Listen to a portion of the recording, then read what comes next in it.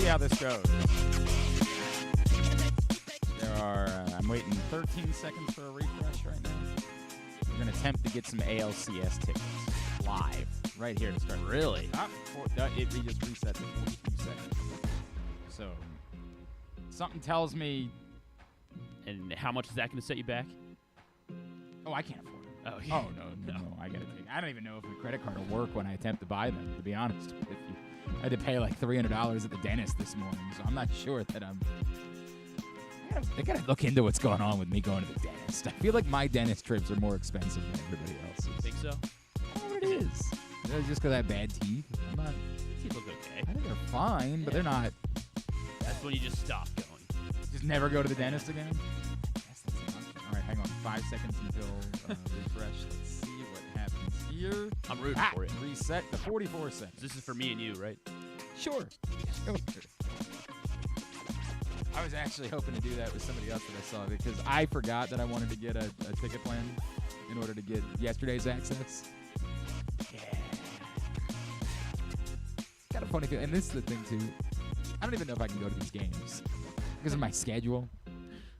I'll fill in for you at Loyola. Thanks, buddy. Yeah, no problem. Thank you for having my back on that.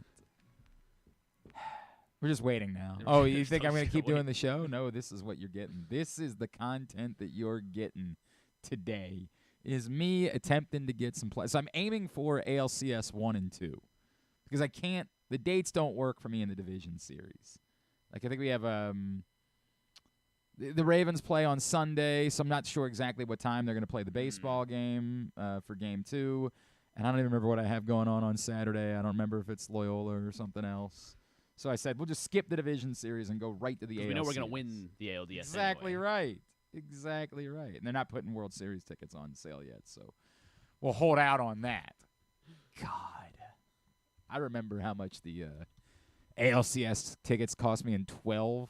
In 14, I didn't buy any because I think my father randomly was like, oh, by the way, I've got ALCS tickets. I'm like, what? Wow. Where did that come from?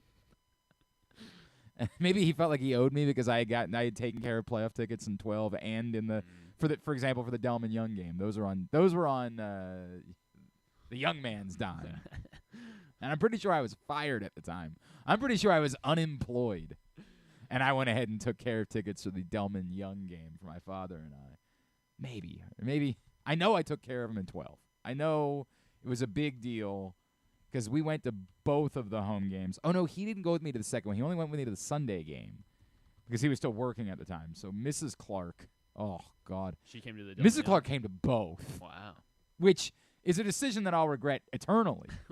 Why? Because how about, like, I want to say by 2017 when the Orioles were bad again, and I was watching baseball one night, she walked in, she was like, oh, God, they're always bad. I'm like, they've been good for the last 5 years.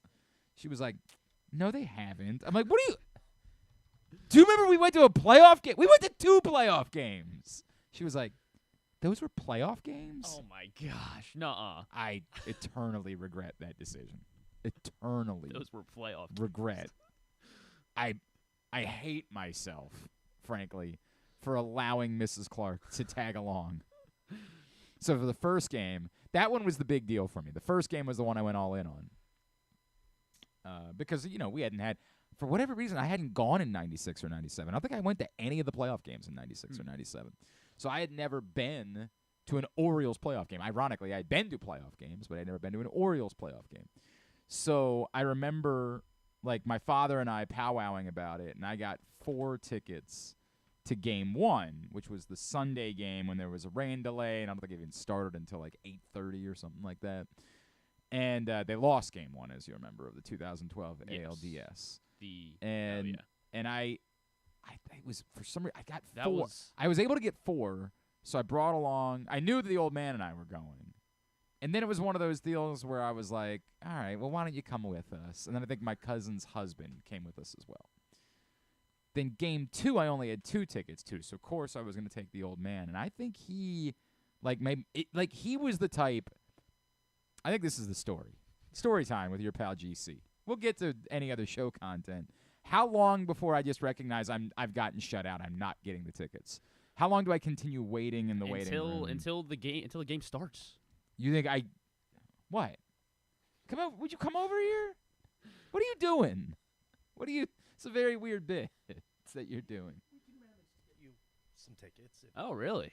Well, what is that? well, wait a minute. You never mentioned this before. I didn't know until, have you ever worked? Well, I'm not going to say anything disparaging about any organization out there, No. but literally like an hour ago, I Yeah. figured out what we'd be able to get. Oh, well, we can. But the payments So due at noon. Okay, well, it's They fine. gave me 2 hours Oh, well, to come up then, with like for what it's worth. So how mu- $12,000. Oh, are you serious? I mean, if I want to buy that, All many. of them. Yeah, I'm figuring it out. I Well, don't okay. know. Let's just say I wanted to buy a few. What would I owe you? I'll show you the 13,000. price. I'll Okay. show you. I would like to know I'll show because you- at some point I am holding this show hostage in I'll- my attempts to I'll get. show you the pricing. Yes, you. I may- am you looking may. at ALCS games 1 and 2. That's what I'm looking at. I think the division series, it's just going to be tough for me based on my schedule. Hang on, that weekend is the 7th and the 8th. Correct? So I can assure you. I can assure you at least a pair to one of those games, maybe both. But not. We only get 2 pair per game. Okay. All right. Well, So- I can do that. I can do that. Well, I'll wait another couple of minutes here. I'll try to do a show at the same time. So what are you waiting on? This is what the website looks like. Oh, I know. Like it says 36 seconds left till refresh, and then it just refreshes all over again, and you're still waiting.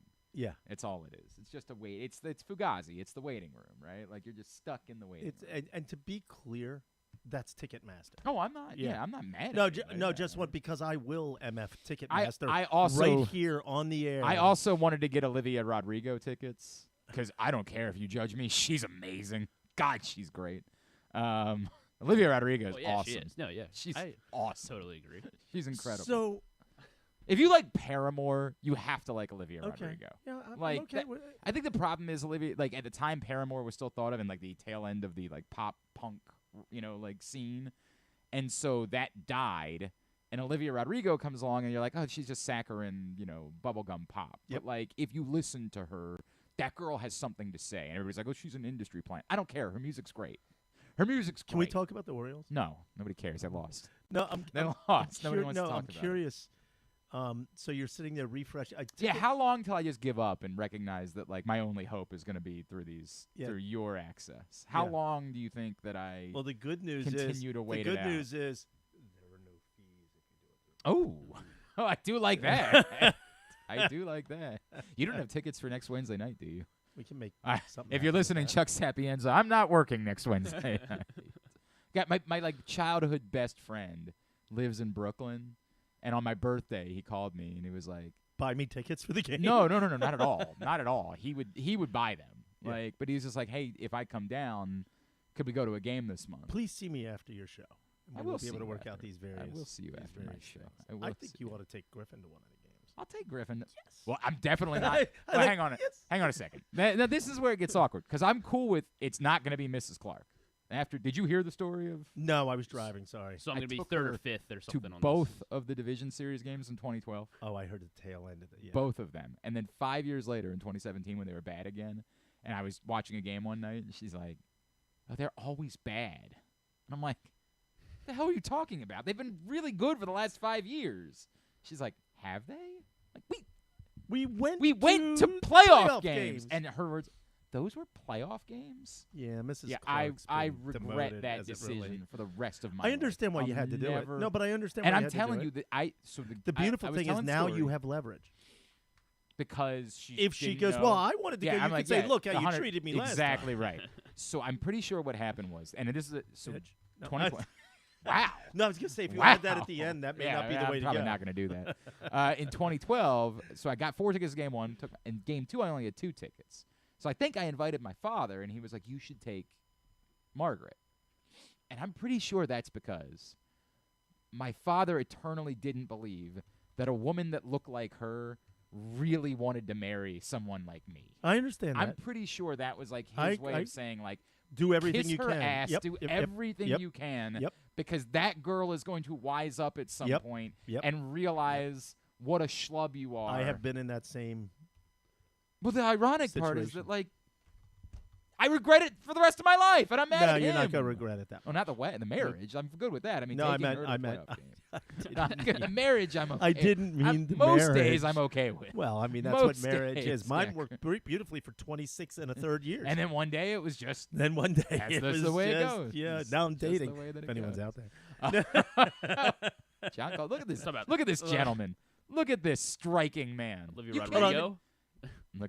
look at that man's eyes. Tell me that's not who you want to spend however many days he has left with. Well, chances are whoever I'm talking to has a similar number of days left as well, so it's all good. Yeah, I'm mad because I actually bet yesterday's game. I did too. I did. I did I'm too. pretty mad about that. I I did bet too. with our friends Superbook, Yep. superbook.com, who you should use. Of course, you I've can actually use, been using them, and for whatever reason, I'm doing pretty well there. like better than you do in other places. Well, only because Okay. I'm using them Yeah, now. I was But I mean, like- but I like their. I just like the facility. I like the app. and Of the course, way it superbook.com, the Superbook app. Use the code GlennClark23 when you sign up, and you will get a same-day first bet match up to $250 win or lose. So even though I lost yesterday, it wasn't my first bet, so they didn't match this one. I've been betting quite a bit.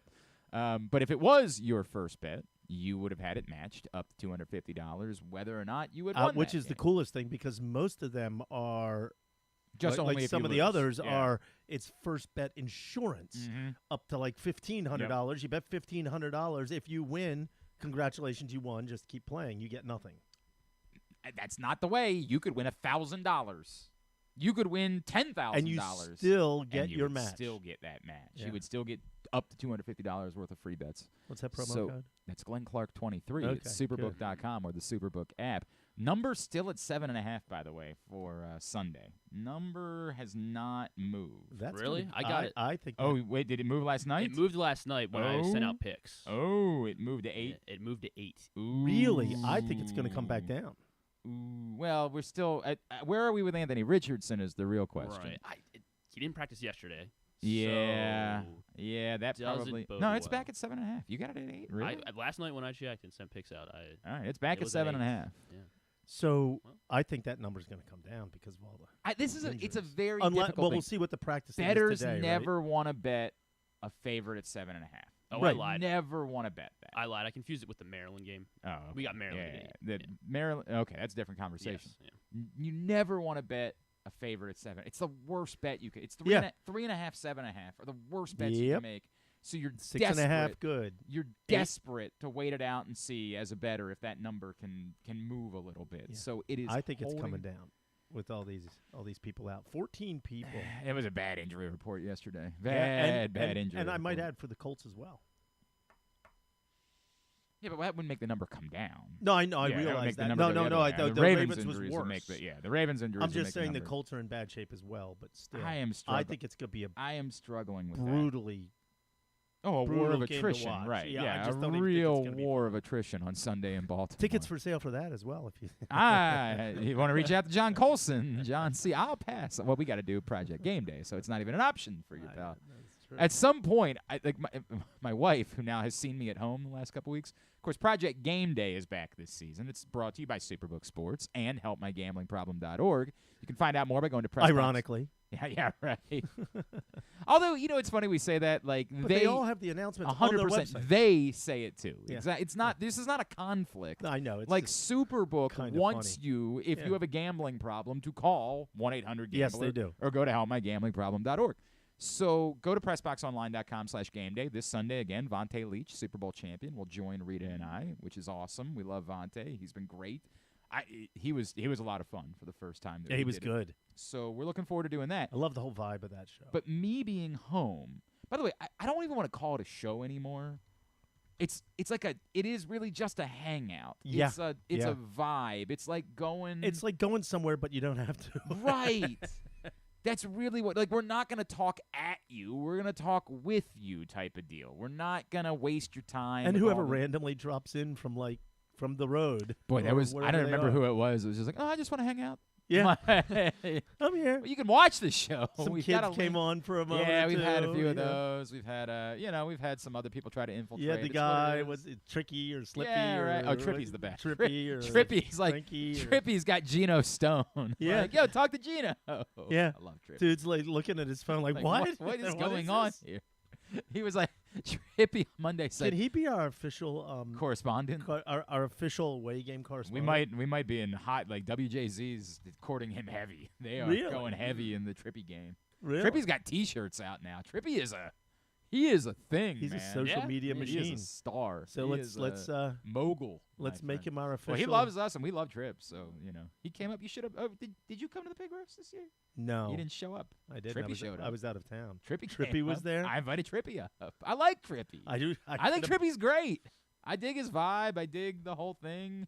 Like the players like it. If the players like when he came out to Tyus' show last week. Yep. If Tyus and Rashad were like, yeah, dude, that's too much, then I'd change my tune. But the players all dig Trippy. Like they're all happy to see him. They come over, give him hugs. Like everybody likes Trippy, so I'm good with him. We man. got to get him some like PressBox swag and. Yeah, I mean, talk to him. That. Jeez, he's not gonna pay him any real money, so You say we might have an Oh, opportunity. is that where we can?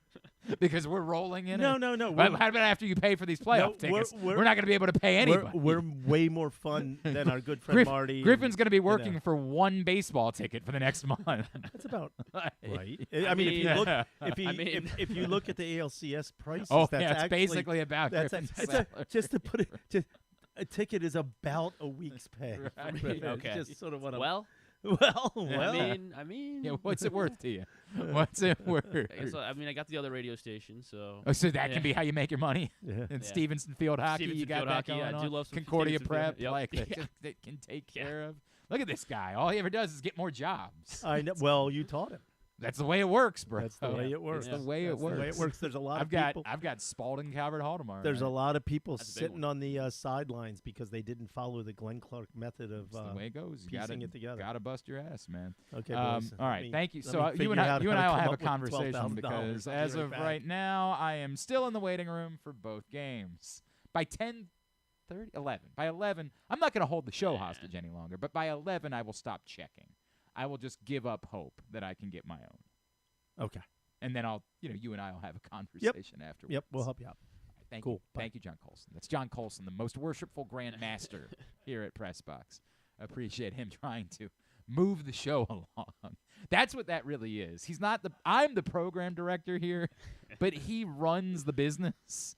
And so when he sees me not doing radio and just talking about trying to buy tickets, he says, how do we move this along? How do we get to the content portion of the program? And to which I say, this is the content portion of the program. This is what I prepared, jerk. Come in here and talk about how the Orioles could only muster one run, one lousy run. Do The love series do finale love what you against see the from Kyle Astros. Bradish. Yeah, I mean, That but was- that's not new. We've loved that for some time. Well, We're I mean, supposed to be- specifically against this team. Oh, It's you just mean pretty- how he's pitched continuously against the Yeah. Astros? Sure, no question about that. But at the same time, it didn't surprise me at all. It was just frustrating that the Orioles couldn't give him any run support. I don't, it's very awkward. I ended up calling into my own show last night on 105.7 The Fan. I feel really bad about this. Like, I agreed to do Wednesday nights, and now it's not Well, I looking mean- good. It's not looking good. I missed this week. I'm probably going to miss next week. It's just not. It's not a good sign. You're allowed to. So you Rita know. did the show, and I called in, and it's a struggle to talk about it because it's unfair to be frustrated. It's unfair to be worked up about the fact that the Orioles lost one game because for barometer's sake, the same way that when the Astros came to Baltimore and took 2 out of 3, we found ourselves saying, well, maybe it's a reminder that the Orioles, there's still a little bit of separation between them and the top teams in the American League or in the, playoff push. Yesterday, if we complain about the fact they lost a game, we miss the fact that for barometer's sake, they proved by winning 2 out of 3 against the Astros that they are absolutely on that level. I still feel like the Astros, double check. I don't know what Superbook has to say about it. I would assume that the Astros are still the favorites in the American League just because they're the team that's been there before and none of the other teams that are in the mix are, here we go, the American League. It's still the Astros. Still the favorite. Well, I mean, It's still yeah. the Astros that are the favorites. And it's- Superbook, they're at plus 225. By the way, the Orioles are now the second favorite. I didn't realize that they had moved to being the second favorite. And that feels like just sort of defaulting to, they've got the best record. What are the Orioles at on Superbook? They're second. They're the second favorite. What are the odds? 3-1. You want to go ahead? You want to throw a couple shekels that way? Over at superbook.com. Again, have you used your first bet? Have you used the code? I haven't used. No, I have used the code. Oh, okay. Yes. Well, you can but I use. haven't- Have you used Stan's code? No, I guess I haven't used Stan's code. You use Stan Wow, Charles yeah. 23. Double up on the. I don't know. Maybe you have to use a different name. Maybe you have to say you're like Kevin Bass, Yeah. former Oriole Kevin Bass. Ah, when you yes, sign Kevin Bass. up. Margaret has done a lot of betting to get a lot of codes. Mrs. Clark has taken advantage of Glenn Clark 23 as well. But that feels like it's a default to the Astros are the favorites because they're the team that's been there before. They're the team that won the World Series a year ago. They are the team to beat until they say otherwise. But then after that, none of the other teams that are in the mix are teams that have been there before. None of the other teams that are fighting for the American League pennant are teams that have any experience to fall back on. The Rays, you could bring up the pandemic season, but we just sort of don't count it. And for what it's worth, the Rays are still the third favorite in the American League at 5-1. The Blue Jays and the Mariners are both 8-1 at this point, as are the Rangers, and then the Twins at 9-1. So you could say the Rays have some experience, but I don't even know what you make of a team that made it to the World Series in 2020. Like it happened, but it's the awkward thing about it. I don't know that they gained anything that really helps them. And it's not the same team. Obviously, we're 3 years removed at this point, but they were, the most significant, the Brandon Lowell, of course, was part of that team, and Rosarena was part of that team.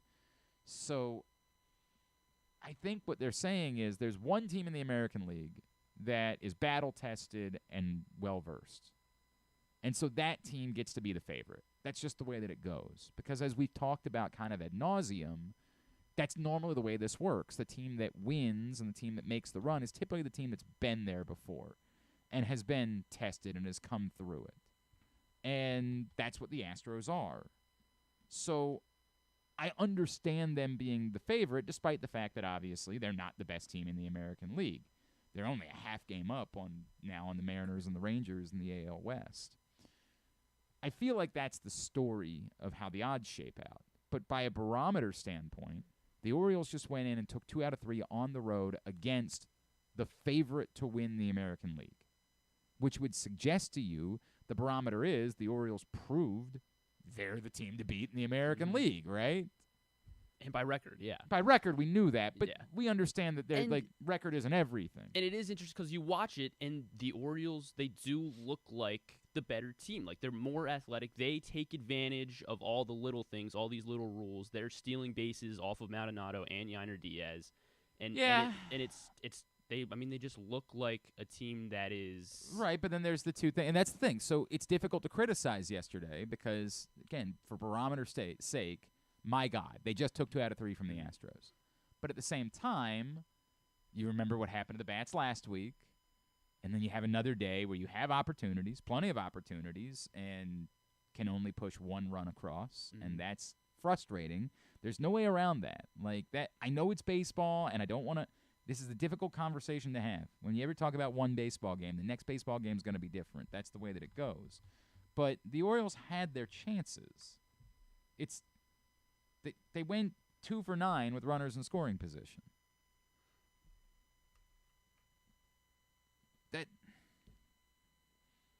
This is what, and one of them was an infield hit, right? Wasn't it? Because obviously they only scored 1 run. I'm trying to remember what the second hit with a runner, who got a hit with a runner on second base that didn't score. And I can't even remember off the top of my head. They had the runners on third and first with nobody out. Like, that one was killer. You're up 1-0. You got runners on third and first, nobody out, and you don't score a run. That is disastrous. And then it's the big part of the conversation. What's lost yesterday, we're willing to forgive the bats because the bats, for the most part, are part of the reason why we believe the Orioles could win the American League. The problem yesterday, to me, is more about the bats than anything else, but I get it. Let's say that was a 6-5 game going to the bottom of the 8th inning, not a 1-0 game. It's still a one-run game. The bats have done their job. Now you want to turn things over to the bullpen. And when we talked about, I remember the Batista thing. I remember doing the show with Rita one day and getting calls about the Batista thing and people acting like I was in panic mode. You're freaking out, man. It's somebody else can get the 3 outs in the 9th inning. The thing that I kept saying then is that's what you're missing, because maybe Yennier Cano could be that guy again, right? Like at the time, and he was trending. He's been. I mean, yeah. I mean, like it's funny because his ERA doesn't reflect that. Yeah, it's close to 2, but right. Yeah. But yeah, for the most part, he's been good again in this role. But what I said then is the bigger problem is that means that you're now moving Yennier Cano out of his role. And what the pain of this is, Cano's not quite as good as Batista, but could maybe get the job done as the back end of the bullpen. But now you have no Cano. And no one has solidified themselves as being trustworthy in late inning situations. Everyone's had their moments. Everyone's had stretches where they've pitched well. Danny Coulombe for a while was arguably the second most trustworthy reliever on this team. How'd that go yesterday? Jacob Webb for a little while looked like he was a thing. Fujinami, we're starting to – the bloom has really come off the rose. Like every now and then we start to cast him aside and then he'll have, 2 really solid performances and he'll be like, all right, that's the guy. That's the one – that's the guy that Ryan Ripken drools about in his sleep, right? Like, that's the guy. And then he kind of goes back to being this guy. And it's funny. I think our buddy RDT compared him to Ubaldo Jimenez. Like, the first pitch he throws, what you're getting from him that day. First pitch he throws, you can tell whether he's on or off. Maybe we have to tell him, start to fake an injury. I don't know. Based on what he looks like. I don't know. That's the biggest issue. If there was one thing that I said, why won't the Orioles win the American League? I'll say it's that.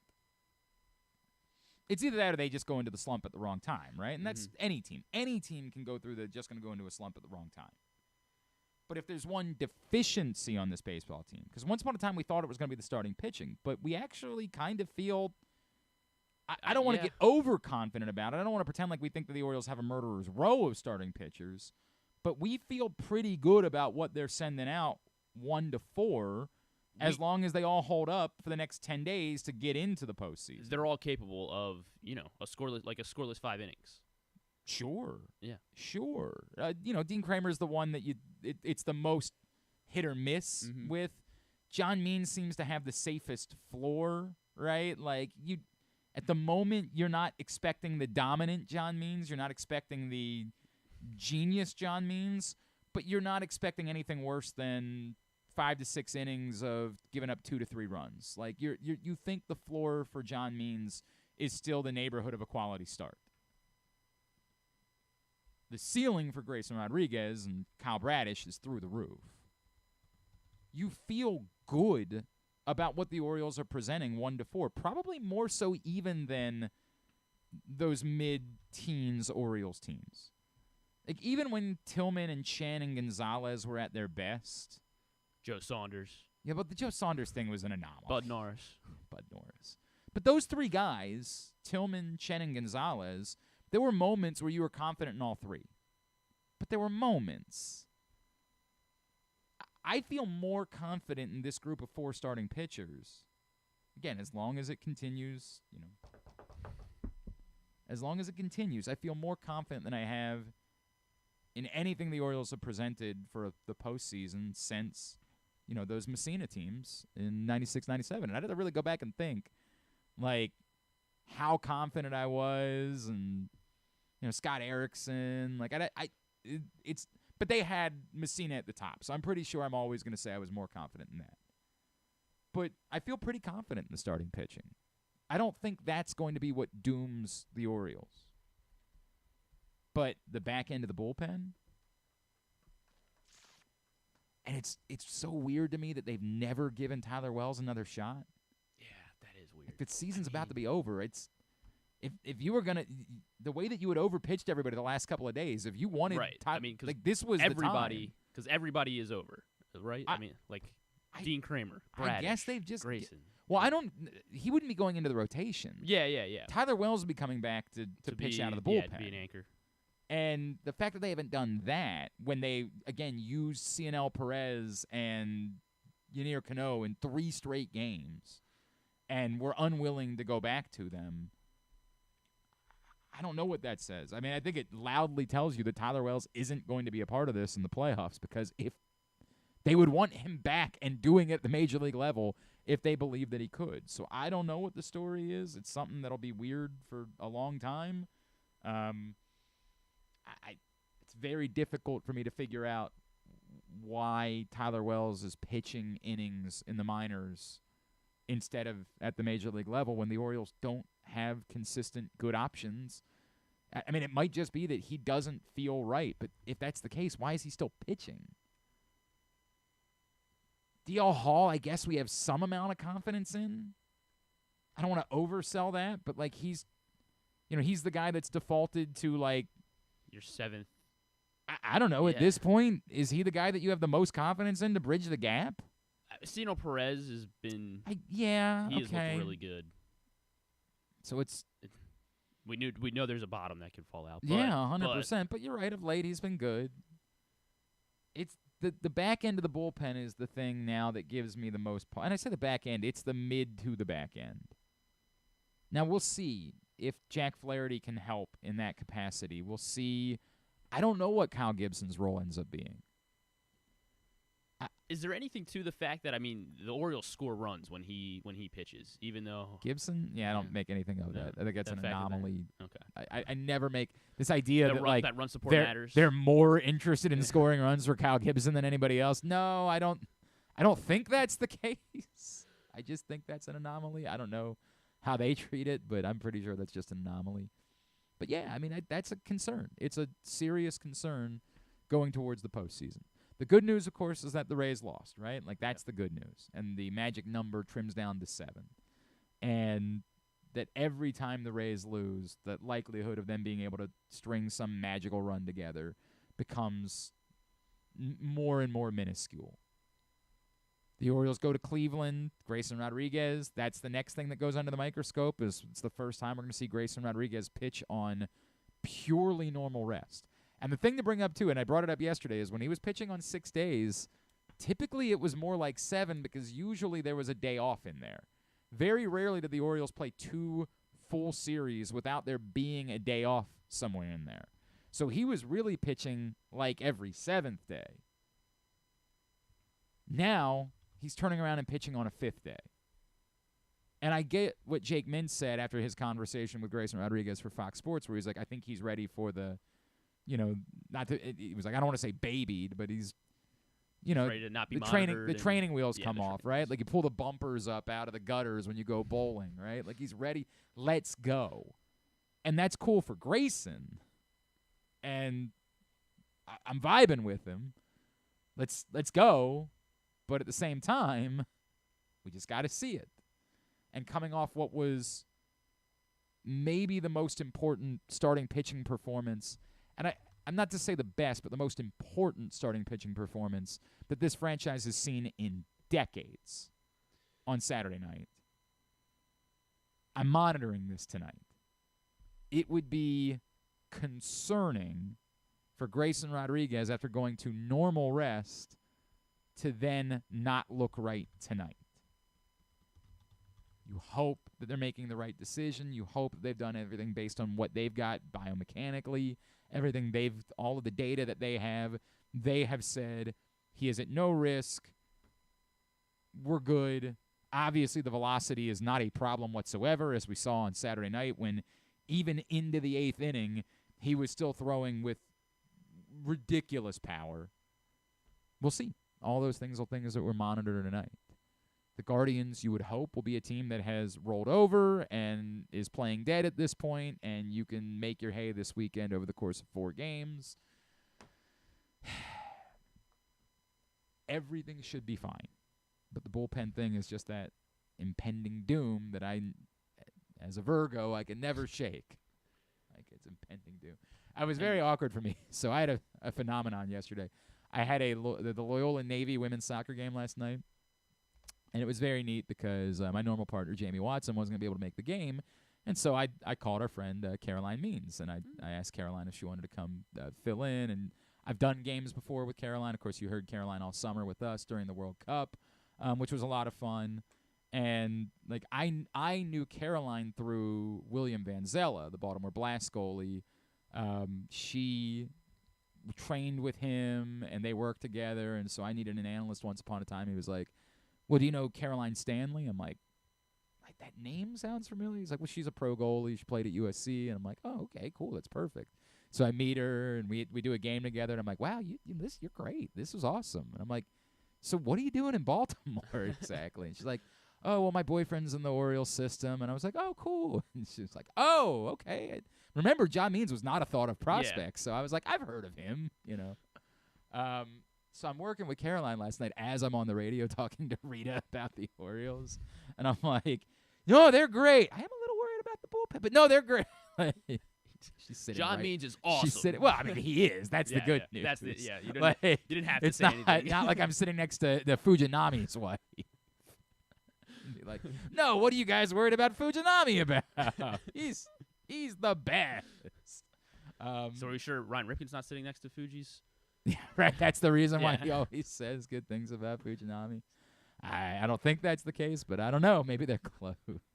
But that was a weird, like, I've never experienced that phenomenon before of talking about The a Orioles subject next to- while, like, and I thought about it more. I'm like, it would be akin to if we, you know, I've had players over the years who have asked me to come sit in. Like, I remember, oh, God, James Ahedegbo came to me at the end of one season. Of course, you heard James chime in with us when we were doing our anniversary celebration of the Super Bowl last year. James was great. Like, I love James, one of my favorite guys. And he came to me and was like, hey, I'm thinking about going up to New York for the Super Bowl. Would you let me sit in and co-host the show? And I was like, really? Yeah, of course. You know, like, absolutely. By all means, we'll do that.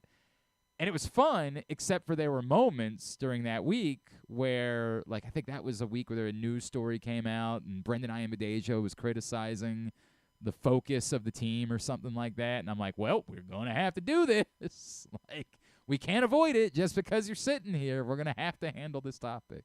But he was actually on the team, whereas, you know, Caroline, of course, is not on the team and would not be a good person to put those things to. Like, Caroline, you think the bullpen's going to fall apart? Yeah, that one guy starts naming the back end guys. No, that was a lot of fun. I really enjoyed working with Caroline last night. That was a lot of fun. She's very good at this. And somebody should scoop her up and have her doing this at a very high level. She is outstanding as an analyst. We had a fun time in Loyola. Got a very nice win over Navy. They're 2-0 in Patriot League play. So good all around, except for the Orioles losing. That part was not good. And Fujinami, there's nothing. I hate saying it, but really, this is why the Tyler Wells thing is so infuriating. Yeah. Because you're like, why? Why is Jorge Lopez pitching for this team? He can't pitch in the postseason. Why does Jorge Lopez still have a roster spot instead of you looking at Tyler Wells? And if they had shut him down 2 weeks ago, then I would understand it. But why is someone who we know can get major league hitters out? Now, you can say, well, he gives up home runs. Sure. Tell me how what they're doing is better. I'm just befuddled by it, man. Like, it is galaxy brain stuff. What you're doing isn't working. There's a major league pitcher that's pitching at the AAA level. Why wouldn't you at least take a look? See. Did you pull up his numbers? Is Yeah. that what you're looking at? Yes. I know he wasn't blowing everybody away. No, he hasn't. In 6 innings with Norfolk, he's allowed 6 runs. Let's see, the home run. One home run since he's been at Norfolk. But go game by game. Has he allowed 1 run per game? His or last 2 starts have been not good. Starts? Sorry, not starts. Appearances. I was like, what? Yeah. Appearances. He went 2/3 of an inning. Actually, last night he allowed 1 run off of 2 hits. Allowed 3 runs off of 3 hits, and that was a home run. 2/3 of an inning. Well, I knew week. that because that's the way it works. When you say he's giving up 6 runs, that can be 1 outing. Like 1 outing can be bad. So 4 scoreless appearances, and then 3 appearances of less than an inning where he's allowed runs. I mean, I get it. It's certainly not screaming at you, gotta be here. But if the options were better, we wouldn't be having this conversation. If the options were better, I'd say, well, Tyler Wells hasn't done enough. Mm-hmm. He hasn't earned his way back here. So 2 base runners allowed in the 4 combined scoreless appearances. That's 4 innings, 2 base runners allowed. And then in the other ones, it's all 2/3 of an inning, so that's 2 innings total, and he's allowed 6 runs. I don't know what to make of it. Off of 6 hits, yeah. I don't know what to say. I'd still want to know. Right, exactly. That's where I am. Only given what your options are, I'd still want to know. It concerns me. It concerns me what your options are. All right. When we come back in, we will make some picks for the week as we move into week 3 of the NFL season. Ken Zalis joins us. We'll go over all of our picks for this week. Today's show brought to you by your local Toyota dealer and buyatoyota.com. The Toyota Tacoma comes in a range of models and trim lines, so you can choose the perfect Tacoma to reflect your unique personality and driving habits. Check out buyatoyota.com for deals on new Tacomas from your local Toyota dealer today. It is Glenn Clark Radio.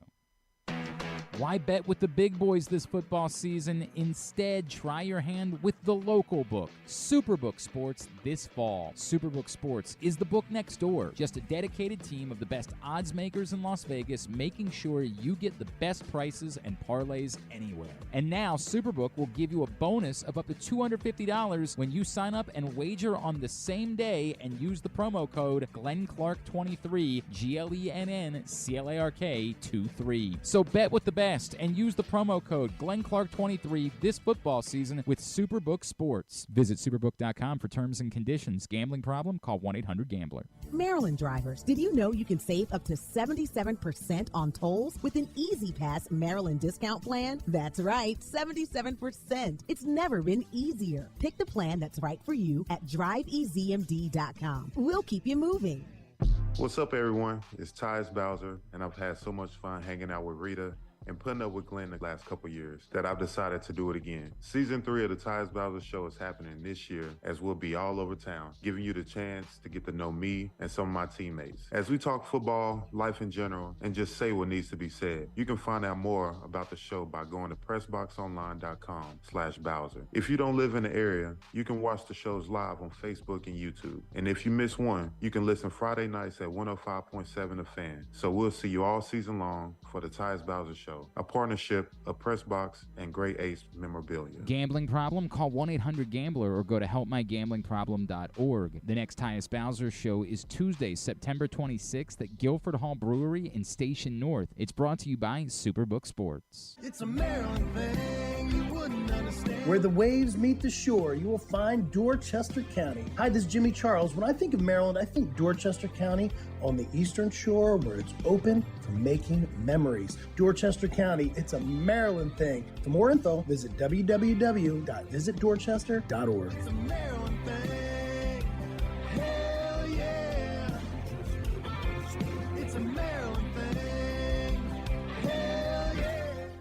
The Baltimore County Police Department is now hiring with competitive salaries, including for experienced police officers, starting salaries between over $68,000 and over $82,000 based on your prior service time, accepting up to 7 years of service times with only 6 weeks in the academy, minimum of 2 years prior experience. And police cadet starting salaries at over $32,000 must be between the ages of 18 and 20, but you can apply starting at 17 and a half. Must have a high school diploma or GED equivalent at the time of the hire, hire, U.S. citizen at the time of the hire, and a valid driver's license. So if you have a passion for service and want a career for life, now is the time to join the Baltimore County Police Department. Call 410-887-5542 or visit joinbaltimorecountypd.com.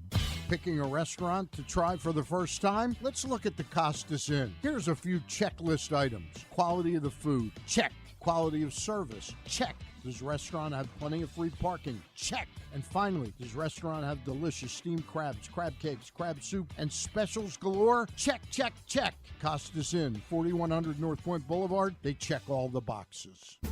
Visit Harford County this fall. Celebrate arts across Harford September 15th through the 30th with dance, theater, music, and visual arts. September 29th through October 1st is the largest Italian festival in Maryland, featuring entertainment, cooking demonstrations, a bocce tournament, and family fun. If you're headed to the Maryland 5-Star, stay and play in Harford County. While you're there, enjoy the scenic views atop the King and Queen seats and experience pumpkin patches, corn mazes, and fall brews along their Harford Libation Trail. For more info, head to visitharford.com. Maryland open. Sure, Glenn may be in his 40s now, but he looks just as good as he ever has, and he's still as sharp as he ever was. And I say both those things without even a shred of irony. Find out for yourself right now by watching the show at facebook.com/PressBoxSports or youtube.com/PressBoxOnline.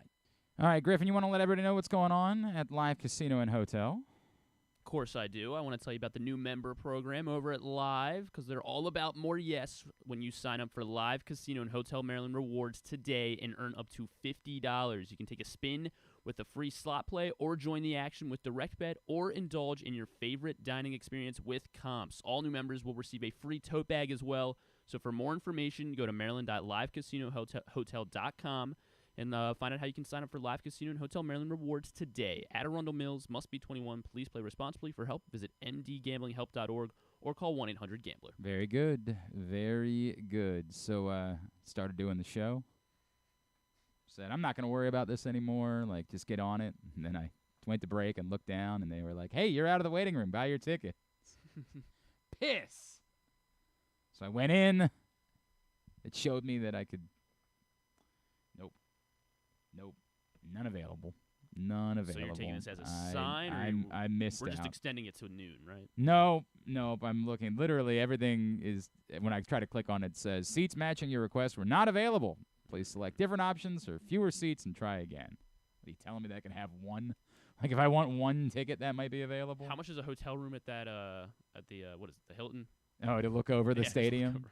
Even the more expensive tickets no longer available either. Well, it is what it is. Hopefully my pal John Colson will be able to help me out, because otherwise your pal's not going to be there. It's what it is. Life will go on.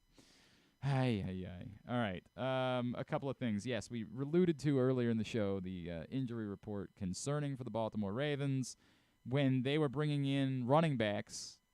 And I think we knew this yesterday, but we didn't know that there was a risk of perhaps Justice Hill not playing on Sunday.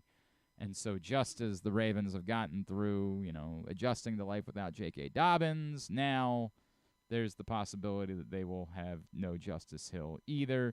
They did, as had sort of been thought of, they brought in Kenyon Drake, signed him to the practice squad.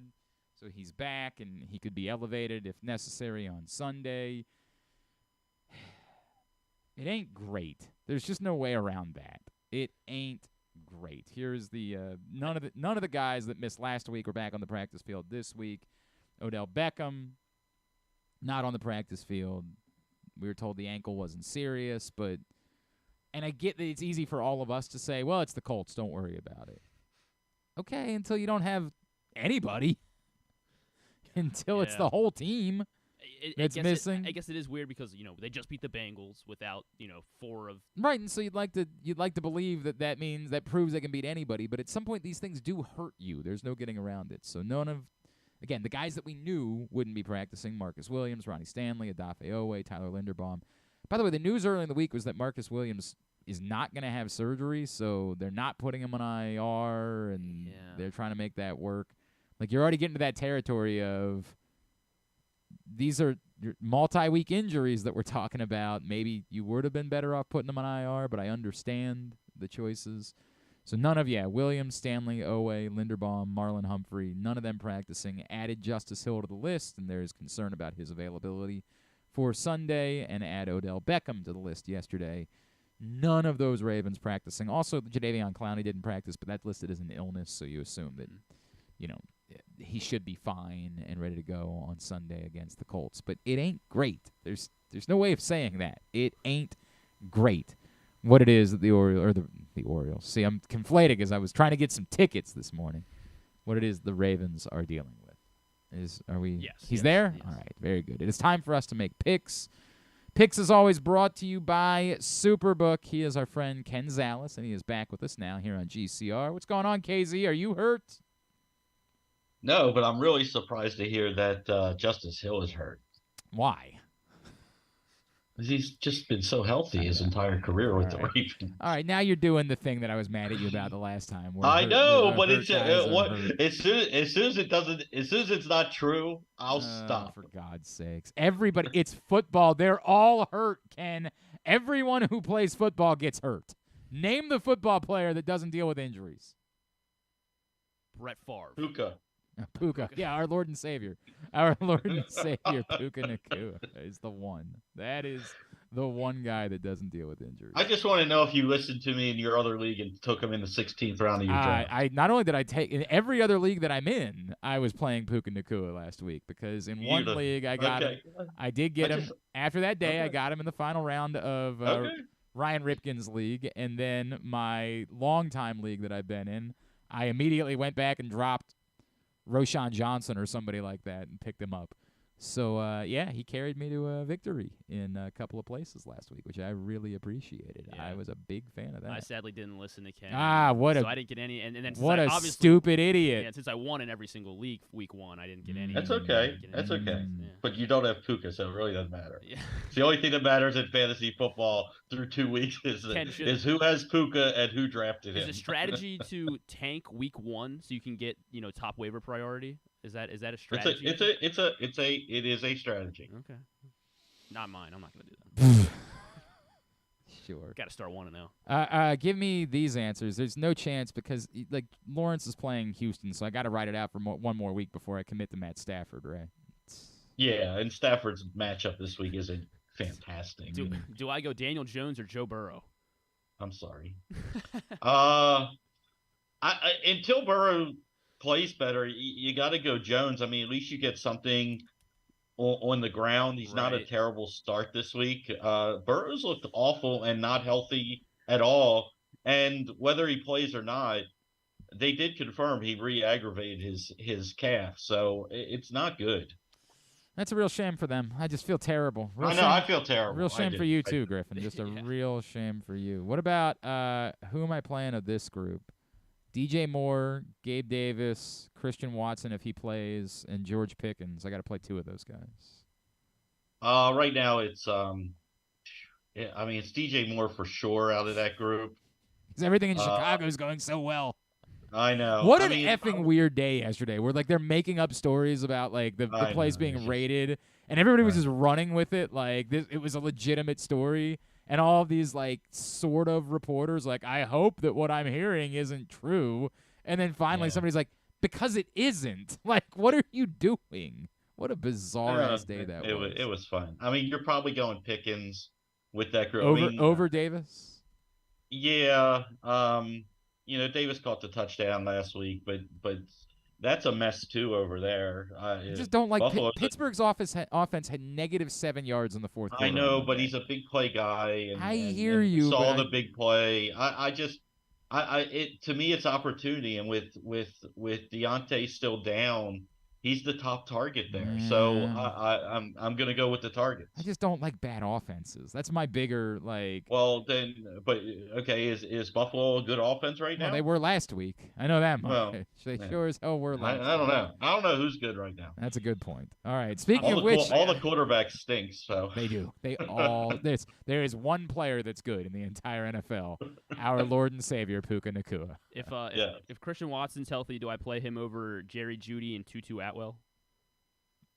Definitely over Atwell. Okay. If he gets a full win today and tomorrow, I'll trust him. If he doesn't get a if he doesn't get a full in, it can't be limited for me on Friday. It's gotta be a full practice. Okay.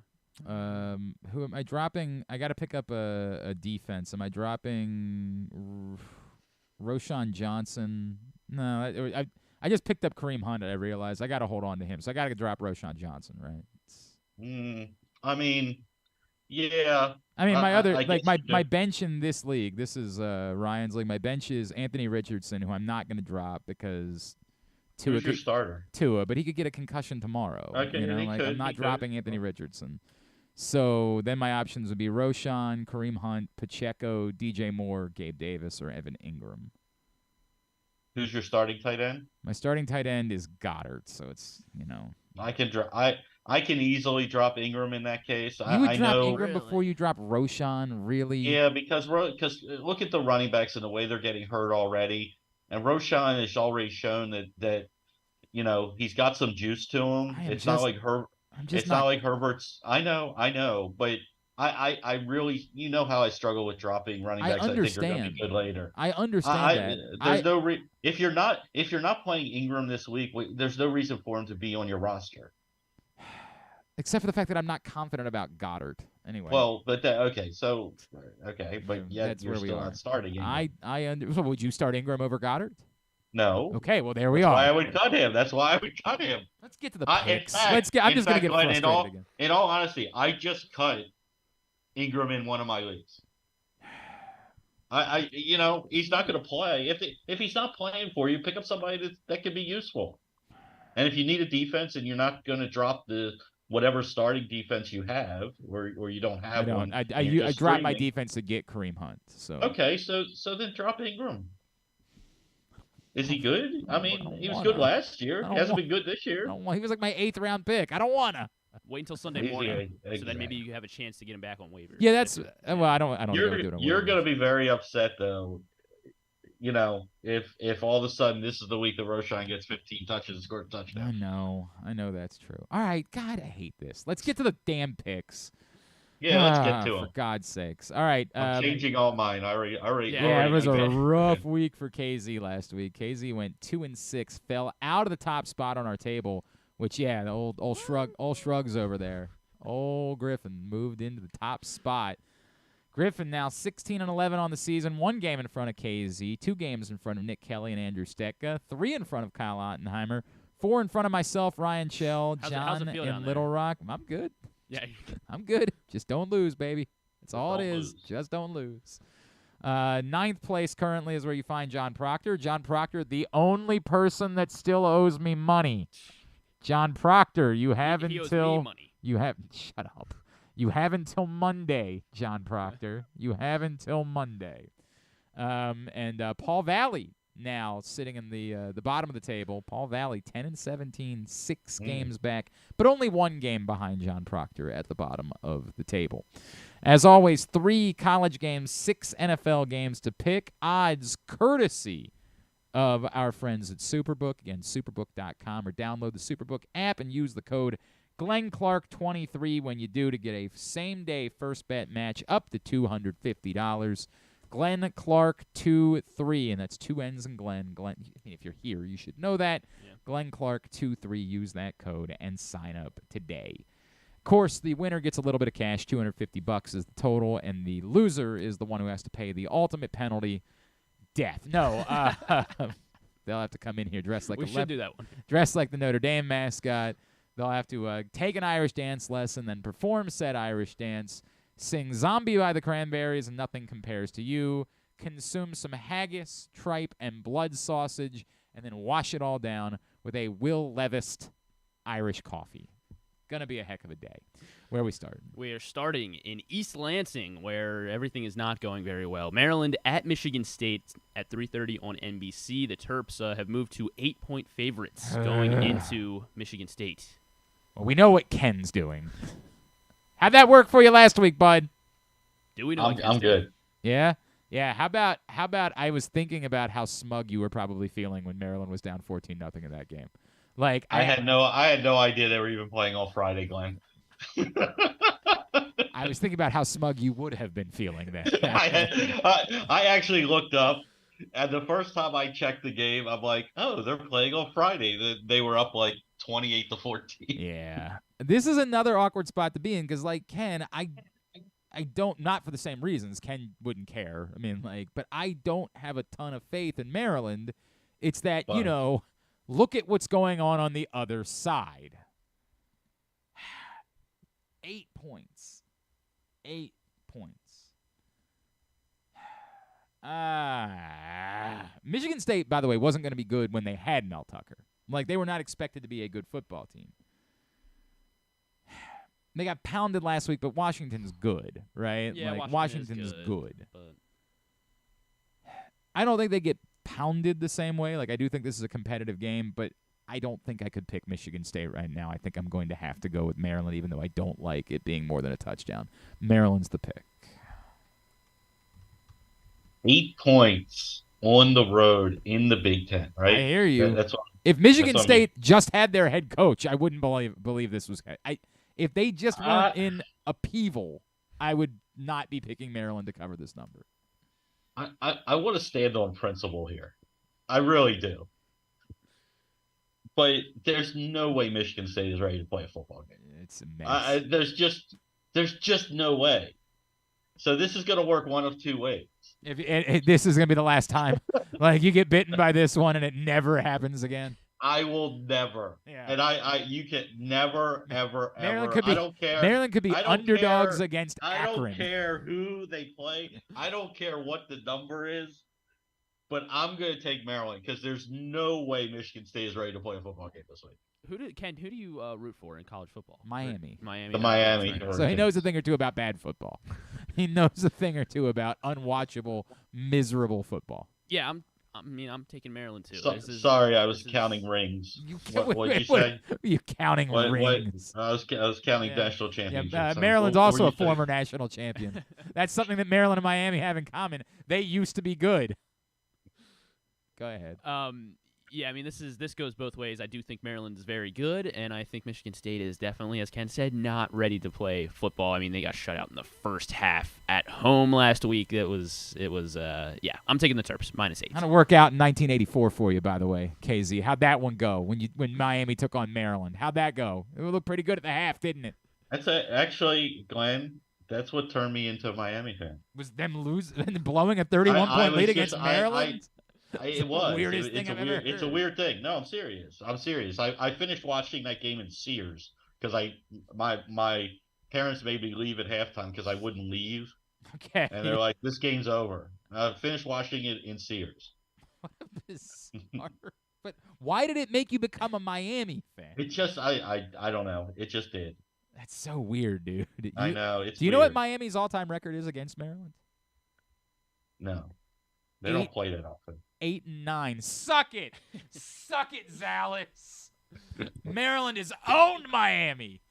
Yeah. Why isn't Maryland ranked yet? Because they haven't played anybody. Okay, I'm just asking. Charlotte's real. No. Like, they haven't played anybody. And they're not I mean, where are they? 3-0 or 4-0? They're 3-0. They haven't. They've all been at home. Yeah. And they haven't been against good teams. So it's possible they'll be. I just like usually the AP ranks anybody as undefeated. That's undefeated. I get it, and it's possible they'll be ranked if they win. And then like next week they're home against Indiana. So like there is no excuse for them not being 5. If they're not 5-0, then there's a problem. Like there's no way around that. And I get it. It's still Maryland football we're talking about, so there's no reason why we should assume that they'll be 5-0. But if they're not 5-0 going into Ohio State, that's a problem. So they might, get to say their number.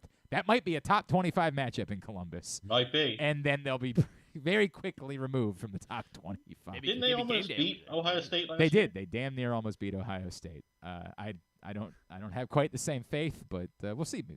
I bet we'll be picking that game as well. Yeah. Two people not named Ken Zalis picking Michigan State this week. Oh. John Proctor. Okay. And Ryan Shell. It's interesting. Yes. Interesting choices. Yes. Interesting choices. The rest of us are on the team. I don't know if they've heard about what's going on at Michigan State. Yeah. Like, I do get it. We're not exactly the group that's following college football very closely. It is totally possible that, John Proctor has no idea what's happening at Michigan State. Ryan Shell, I'd be surprised by that, though. Yeah, he should. Yeah. We are sticking with the Colorado theme, of course. Number 19, Colorado. Yeah, this week 3-0 it's actually deserved. at- It is actually a big game. going into Eugene, Oregon, right? Number 10, Oregon Ducks. 3:30 on ABC, and the Ducks are favored by 3 touchdowns, 21 points. Man, what do you do with this, right? So I think it's pretty obvious. You're inclined to bet Colorado because of the spread, but they didn't look the same without Travis Hunter. Their offense really only looked sharp on that final drive of regulation. Defensively, I don't know why Oregon wouldn't just run a drag on every play because they had no answers for drags. I mean, it was an abomination. But it's still 21. God, I know I'm eating it on this one. Like, I know that I'm the mark. Like, this number is what it is for a reason. They're begging you to bet Colorado because they think this is going to be a 42-7 game. And how dare you think you know more than Vegas does? But oh God, it's just Colorado. Oh, I'm gonna hate myself for that. I think you feel good about it. Okay, quack quack. I mean, it's the smart decision. I just look. I sort of throw out last week a little bit because rivalry games are rivalry games, and you know, Colorado State, they weren't getting any of the attention, and it all became about the coaches. But Colorado State before the season, people were starting to talk like they were going to be better than they'd been the past couple of years. They have some talent. The quarterback's not bad. No Hunter. Oregon looks like they can put up 70 against anybody. I'll take the Ducks. Over-under is 69.5. So if they scored 70, then Colorado could get shut out, and all's good. I've already bet the over and given the points. All right. I mean, I'm taking Colorado. I think I like Shedeur Sanders. I think I like him better than Bo Nix. And that's a very small Oregon part of this equation. Oregon almost lost to Texas Tech. I'm going to take the Buffaloes once again, getting 3 touchdowns. So Glenn on Colorado. On Oregon is Ken. He is joined by John Proctor and Andrew Stetka. Which anymore is fine. That's it? Yeah, right. Yeah, There's an opportunity for That you. is it. Wow. Yeah. Everybody buying the Kool-Aid. 7-3. Well, Yeah, dude, they're very. everybody- I don't know if you heard. There were like 20 million of us watching the game at 2 in the morning on Saturday night. Look, I was right there. God. Between them and the Orioles, I need a day off. Somebody's got to give me a day Well, the funny off. part too is that, like, I kept saying to myself, I don't need to care about this. I I didn't care. I could but just go to it bed, but I I know. couldn't. I was too. Couldn't. I was too involved. I was We're too all- invested. we're- I couldn't turn it off. Yep. Next. Next up, College Game Day will be going to South Bend, Indiana. The number 9 Notre Dame Fighting Despite Irish. the fact the game is on NBC. Yeah. They were hosting the number 6 Ohio State Buckeyes, so do not change your channel after the Maryland game. Following that game on NBC, Notre Dame getting 3 points at home. The Buckeyes are 3-point favorites. I don't know if either of these teams are good. One of them does not look good.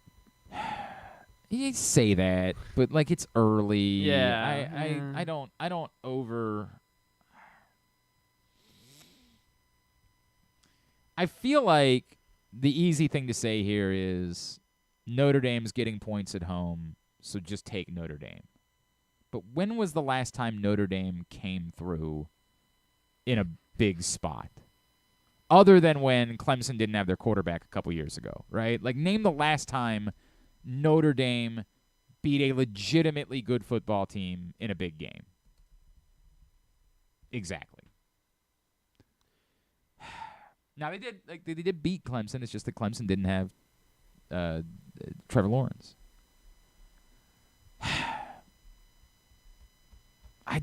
This is such a difficult thing to do because you can never, ever, ever trust Notre Dame. But they are getting points at home. What's the likelihood that this game is going to be decided by less than 3 points, though? They're calling for rain, so I guess that maybe helps make the game feel a little closer. Well, Be harder to expect score, to be I guess. lesser scoring, Yeah. right? And what happened last year? Remind me. That was when Notre Dame did cover. I think it was Ohio State won 21-10, right? Yeah. And that was disappointing, and but still, an 11-point game would comfortably cover 3 points. Yeah. Ohio State, I'm not doing it. Notre Dame's always gonna they're always gonna be Notre Dame in big spots. I get it. Ohio State does not look great, but Ohio State. I can't believe I have to pick this game. I hate these teams. Same here. I'm just gonna take Ohio State because I can't pick Notre Dame in anything. So Ohio State. You said Notre Dame, right, Glenn? No, I said Ohio State. No, he said Ohio Yeah. State. Sorry. I like Sam Hartman, and I like I like Notre Sam Dame. Hartman, too. I think, What are you, a Notre Dame fan? No, I'm not a Notre Dame fan. He's wearing But, Notre Dame colors. Well, he will be when he loses our competition. Yeah, it's gonna be tough. There's gonna have to be a big swing. Yeah, right. I'm taking Notre Dame in this one. I like Sam Hartman more, and they are at home. They got College Game Day going there. It should be a ruckus atmosphere. And Cal McCord just hasn't really looked That's great fine. to me. It's Notre Dame in a big game. They're different this year. Are they? We'll find out. I will take Notre Dame. Backing the Irish with me is Kyle Ottenheimer, John in Little Rock, Dr. Nick Kelly, and Ryan Are you telling me Schell. that you've got tickets for me, or call you? Okay, I got to. Okay. Oh. Stop the show. Oh, okay. This is important. Also, Andrew Stecco on Missed Notre out. Dame. So on Ohio State will be Ken, Glenn, Paul, and John Proctor. So you get Proctor on your side. I got Paul Valley, who's currently at the bottom of the table on my side. I can love tell it. Paul's taking his picks a little bit more seriously Don't because love that. what his email to me is a little less fun. He'll usually maybe a little commentary on a pick. Paul straight business this week. Oh, okay. He's been giving you commentary? Not much. But You haven't shared it at all. I thought I had. Maybe one. you did. Yeah. All right. Yeah. That's fair enough. Next. Next up, we moved to the NFL. Yeah, Let's to get the to it. NFL. To the NFL. Let's Tennessee. pick up the pace a little. Tennessee Titans at the Cleveland Browns on CBS. Yeah, at what 4 a o'clock. dreadful week of NFL games Really? it is. And part of that is because, as Ken pointed out, who's good. But, it's a really, really bad week. The NFL schedule is awful this week. All this 2 Monday night thing, and it just Yeah, but those blurs games aren't good everything either. They're I know, much better, but I it's think, just than anything on Sunday. it's just silly. I mean, if you're saying that because we want to believe that Tampa might be good, then that's a good matchup because they're both 2-0, fine. But I'm just not. I'm not with you there. I don't think Tampa's good. I just think they happen to have won 2 games against bad teams. If Joe Burrow plays, I guess that other game is good, right? But do we know if Joe Burrow's playing? It He'll probably play. Stinks. It's all He stunk for 2 weeks in a row, though. The Browns are favored by 3.5, hosting the Titans. And I can't confirm this is in Cleveland. Yeah, thank you. Sure. I'm not gonna screw with it.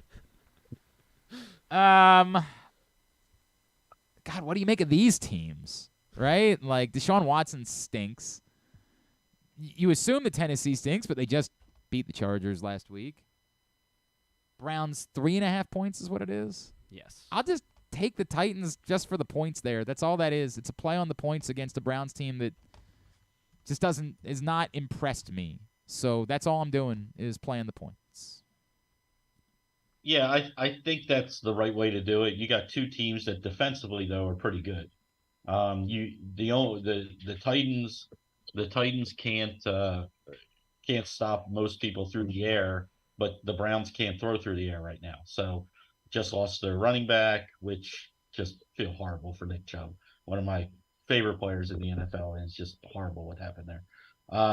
And Tennessee can run the ball in what should be an ugly game, so I'll take the 3.5.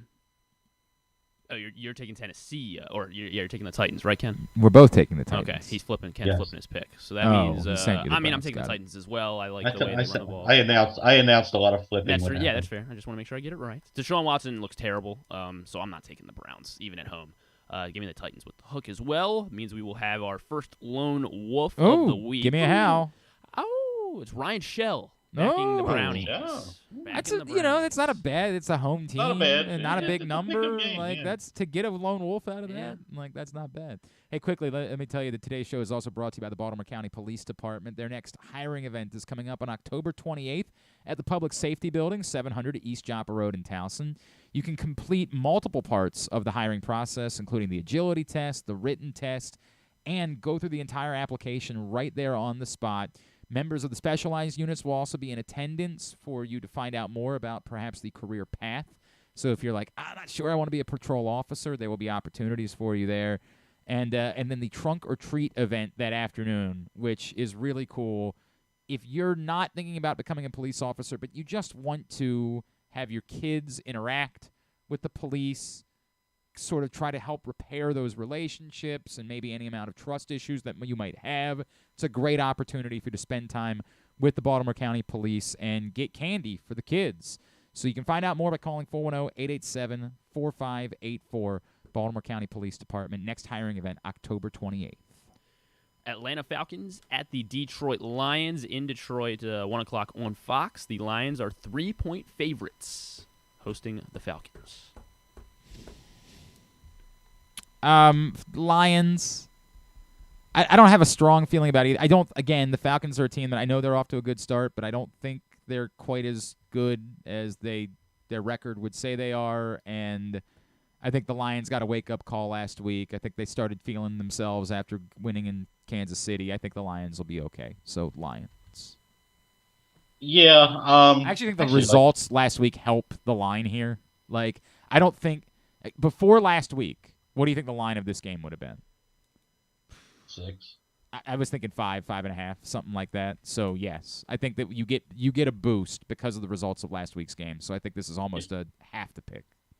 Yeah, I'm going to take the Lions as well.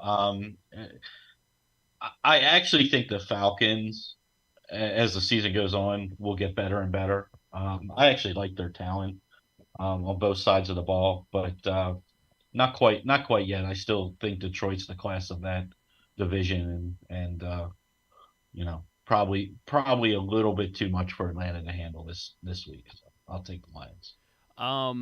I wish there was a hook here, but I'm taking the future NFC South champions. Okay. I'm taking the Atlanta Falcons and Artie Smith's offense to keep not giving the ball to Kyle Pitts and hopefully start giving it to Bijan more and force feeding Drake London like they should.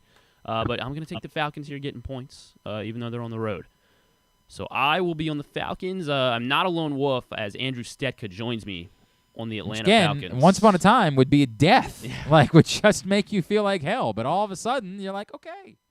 Not bad. Everybody else on the Lions. Next up to the nation's capital, the Buffalo Bills travel to take on the Commanders. Probably the game of the week. Yeah, I guess. Yeah. I mean, fine. Philly, Tampa, fine, is the game of the. But I still feel like Bengals, Rams, even though the Bengals are 0-2. You can't call it the game of the week unless Joe Burrow is playing. You can't. He should. You keep saying he should. Until we know that he's playing, we have no idea about that. The Commanders are getting 6.5 at home. Oh, God. This is where I'm supposed to say good team getting points at home. You have to go with the Commanders. But I have no idea if the Commanders are a good team. And let's not forget that they did everything in their power to try to lose to the Broncos last week. And they were not overly impressive against the Cardinals either. But it's 6.5 at home with a much better.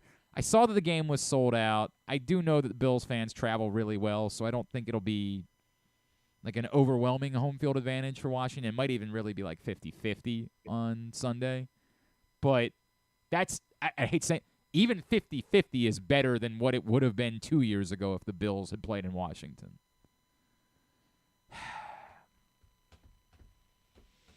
I can't. I'm in Washington. I just don't. To Ken's point earlier, how much trust do you have in the Bills right now? They did look good last week, but Washington. Yeah, I'm going to take Washington as well. I like what they've put together this year. I bet the over on them for total wins before the season. I bet the over on Sam Howell's touchdown. I think he's a legit NFL quarterback and can push the ball downfield, and you got to like what Brian Robinson is doing in the run game. So I'll take the Commanders. Yeah, the Bills just don't. They don't. I mean, I know they dog walked the Raiders, but I don't think Vegas is very good at all. And yeah, going into Washington, who, as you guys said, I think that they're maybe not a good team, but they're a better team, and they're getting a lot of points here at home. So I'm going to take the Commies as well. Back in the Bills, we are 6-4 split on this one. Paul, Kyle, Dr. Nick Kelly and Andrew Stetka are on the Buffalo Bills. Weird world, though, when more people are on the Washington Commanders than the Buffalo Bills. I get it. It's the number. Like, the number is the play there, but still a weird world. Still in the 1 o'clock window, L.A. Chargers at the Minnesota Vikings. Battle of the 0-2s, and this is a pick 'em. It's a 1 o'clock? 1 o'clock. So you do have it's not an East Coast thing, but you still have the West Pacific time zone team playing at 1 o'clock, which obviously didn't affect the 49ers earlier this season, but the 49ers aren't the Chargers. Eesh. Like, you want to just say the Vikings are at home, so you pick them, but inherently I do believe that the Chargers are the better team here. What do we make of Cam Akers arriving in Minnesota, Ken? What do you, like, from a fantasy perspective, what are you doing with that? Yeah. I mean, nothing this week, obviously. But I think it's a wake-up call more so for Madison and saying, look, you've sucked for 2 weeks. You got to be better. And we now have a viable replacement that they trust more in pass protection than they do Ty Chandler. So I don't think much of it. I think it's murky at best. And I think all the running backs, if Madison doesn't show out against a leaky Chargers team, then, you're just going to have a true mess the rest of the way. So I wouldn't rush to pick them up. I wouldn't drop them. But, I saw Brandon Staley was getting chippy with reporters after the game last week, which is a clear sign that, like, seat is warm. That by October he might not be the coach of the Chargers any longer. Yeah, I mean, I'll say they win this game, though. I will go Chargers. Good. I'm going to go Vikings. I love what their offense is doing. Kirky has done really, really well so far this year. The addition of Addison has really brought something to that team. They have 2 viable route runners that can get open seemingly at any time. There's something wrong with the Chargers. I don't know what it is. I mean, you look at their numbers offensively. There's no reason why they should be losing these 2 games. They're not bad. Like, you said they're not bad. Like, they're not turning the ball over. It's insane that they're losing. It really makes no sense when you if you didn't watch the games. Like, it really, even watching the games didn't make any sense. I mean, Herbert's been fine. Allen's been great. The run game suffered last week, but they went against a tough run team. But Minnesota offensively, if we think this is going to be an offensive shootout with 2, not so great defenses, I'll take the Vikings here. Yeah, I agree with everything Ken just said there. And as Dr. Nick Kelly points out, it's 1 p.m. Kirk Cousins. So 1 p.m. There is 1 p.m. Kirk Cousins. So I will be taking the Vikings. Taking the Chargers alongside Glenn will be Kyle and John Proctor. I don't know what to do with that. I have no idea how to feel about it. Yeah, we don't know this year. No idea. Steelers at the Raiders on Sunday night on NBC. The Las Vegas is favored by 2.5. So I'm going to address something in a home game. John Little Rock asked twofold. He asked, are we going to include Colorado every week? Well, right now. No. Yeah. Is USC next week? Let me see what their schedule is. I mean, if it's a top 25 matchup, maybe so. Yeah, I mean, like, it depends. If Colorado gets blasted by 40 points on Saturday, then no, probably not. But right now, yes, this is the second biggest game of the week. There are other good games this week. I think this is Ole Miss, Alabama. This is John's SEC bias showing. Nobody wants to talk about Alabama right now. I did really want to pick Ole Miss. That's fine, but Alabama until Alabama's in the top 10, we don't need to put them on. 100%. Like, there's no reason for us to be in the rest of the country. Alabama is going to be ignored because how do you not draft them? They're next not week doing is it. Next week is USC. Then they got Arizona State. Well, so that's like next week. I could see that Colorado, if Colorado doesn't get blasted by Oregon on Saturday, then they could end up. They could end up. We could end up picking that game again next week.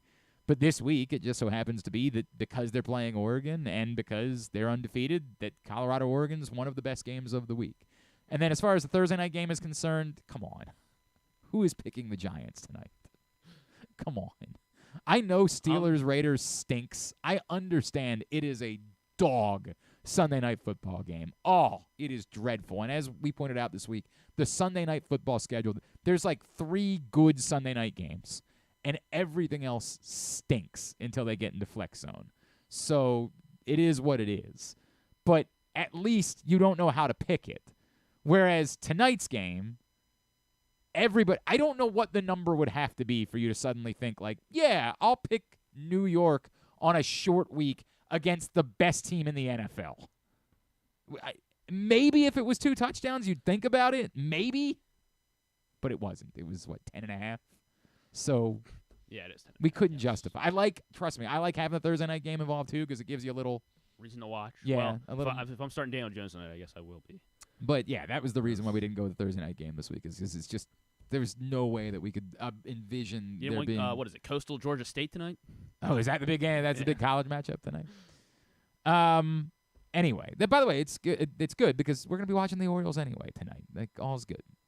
As far as Sunday night is concerned, what was the spread? Remind me. 2.5 for the Raiders. They're getting 2.5. They're favored by 2.5. When you said 2.5 for the Raiders, that's a weird way of putting it. My fault.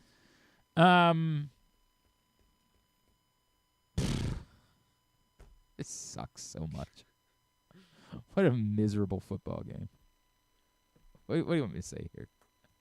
I mean, the Steelers' defense is good. They got that going for them. I don't know if the Raiders have anything going for them. And I guess because the Raiders, you get points with the Steelers. It's only 2. I don't know, whatever Steelers. I hate this game so much. Steelers. Yeah, I'm gonna go with Pittsburgh as well. I really don't like anything coming out of the Raiders right now. This is the funny part. They're gonna win this. They're gonna win this game something like 16-14. Yeah. Well, if they, right. And then like and then next week, 2 like defensive touchdowns. the national media is gonna be like, well, Pittsburgh, they're 2-1. They're really dangerous. Like, look, and they stink. God, they stink. Running out of time on Ken, so I'm gonna start a new Zoom meeting. For God's sake. Well, make your pick. Make your pick quickly. Well, Make your I pick. made my pick. Yeah, he said he's going Steelers. Oh, Steelers. Sorry. All right. I'm picking Steelers as well. How many more games do we have? One more game. All right. Well, let's fly. Well, no, I had to restart. We were out of time. Jesus Christ. Jesus. I'm taking the Steelers as well. It's gonna feel like a home game. Maybe in let me Vegas. know that ahead of time. I know I should have. Well, I thought we were gonna make it. Another lone wolf this week on the Raiders is John Proctor. Okay. All And right. the give it Colts, a hell. Yeah. How you doing? For Thank you. John. Oh. Colts at the Ravens. Ravens 7.5-point favorites. I mean, there's nothing to like here, but there's nothing to like on either side. So, Ravens. I mean, there's just one of these teams has Lamar Jackson, the other one doesn't. That's all this is. Everybody's hurt. It's a disaster in both ways. Like, there's just nothing at all good about this game, this pick, anything like that. Ravens ultimately ends up being the pick for it, and I don't like that it's 7.5, but that's what it is. All right, so fine. We got to get Ken back on the phone apparently. All right, what is the deal? What happened? Well, we're on the free plan of Zoom, so. But why couldn't you just? Well, it was going to take too long for me to log into your account and then start a new meeting. Sake. He's here on the. Can't just make your pick. It's the Ravens minus 7.5. Steelers. No, this pick. What? I don't even know what game we're on. Ravens, Colts. Oh, I am. What's this? 7.5. Yes. I'm actually gonna. I started with the Ravens. I'm actually going to take the Colts here in the points. It looks like it's going to be a mess on Sunday, so I'm just expecting a kind of low-scoring, ugly game with some turnovers on both sides just because of the rain and wind. So I'm going to take the points. It's too much for me. I think the Ravens win the game. I just don't. I think the Colts defense is better than we're all giving them credit for. All right. What is everybody else doing? I'm going to take the 2-0 teams against the spread as favorites in Week 3 are 38-49 against the spread. So the Ravens fall into since 2005, but underdogs of 7 or more points, 0-5, straight up this year. So losing on an average by 15 points. So that's enough. I'll take the Ravens to cover by more than 7.5. On the Colts, Ryan Shell and Andrew Stetka. All right. Very good. Very good. KZ, remind everybody, Fantasy Pros, what else they need to know? That's about it. You can find rankings, little things I write from time to time. You can also find my rankings on PressBoxOnline.com. Love that. All right, at Fans Fantasy on Twitter is how you follow him. Thanks, buddy. Talk to you next week. Thanks, guys. Ken Bye-bye. Zalis with us here for picks. Yeah, we went a little long on that. We got to tighten that up. Tighten that up. Good thing you didn't book any guests today. Would have been awkward. Yeah, thank goodness. Would have been awkward at that point. Adam Amin will join us. He's calling tonight's game for Fox as the Orioles take on the Guardians. So we will catch up with him here in about 10 minutes. Reminder that the Tyus Bowser Show returns in 5 days, frankly. Next Tuesday night, Tyus Bowser Show. We will be at Guilford Hall Brewery, one of my favorite spots. If you've never been to Guilford Hall Brewery, you should just go. Then, not only do you get the delicious food and the incredible beer selection at Guilford Hall Brewery, but you also get the Tyus Bowser Show with Tyus and his special guest on Tuesday night. You can find out more by going to PressBoxOnline.com/Bowser. It's all brought to you by Superbook Sports and HelpMyGamblingProblem.org.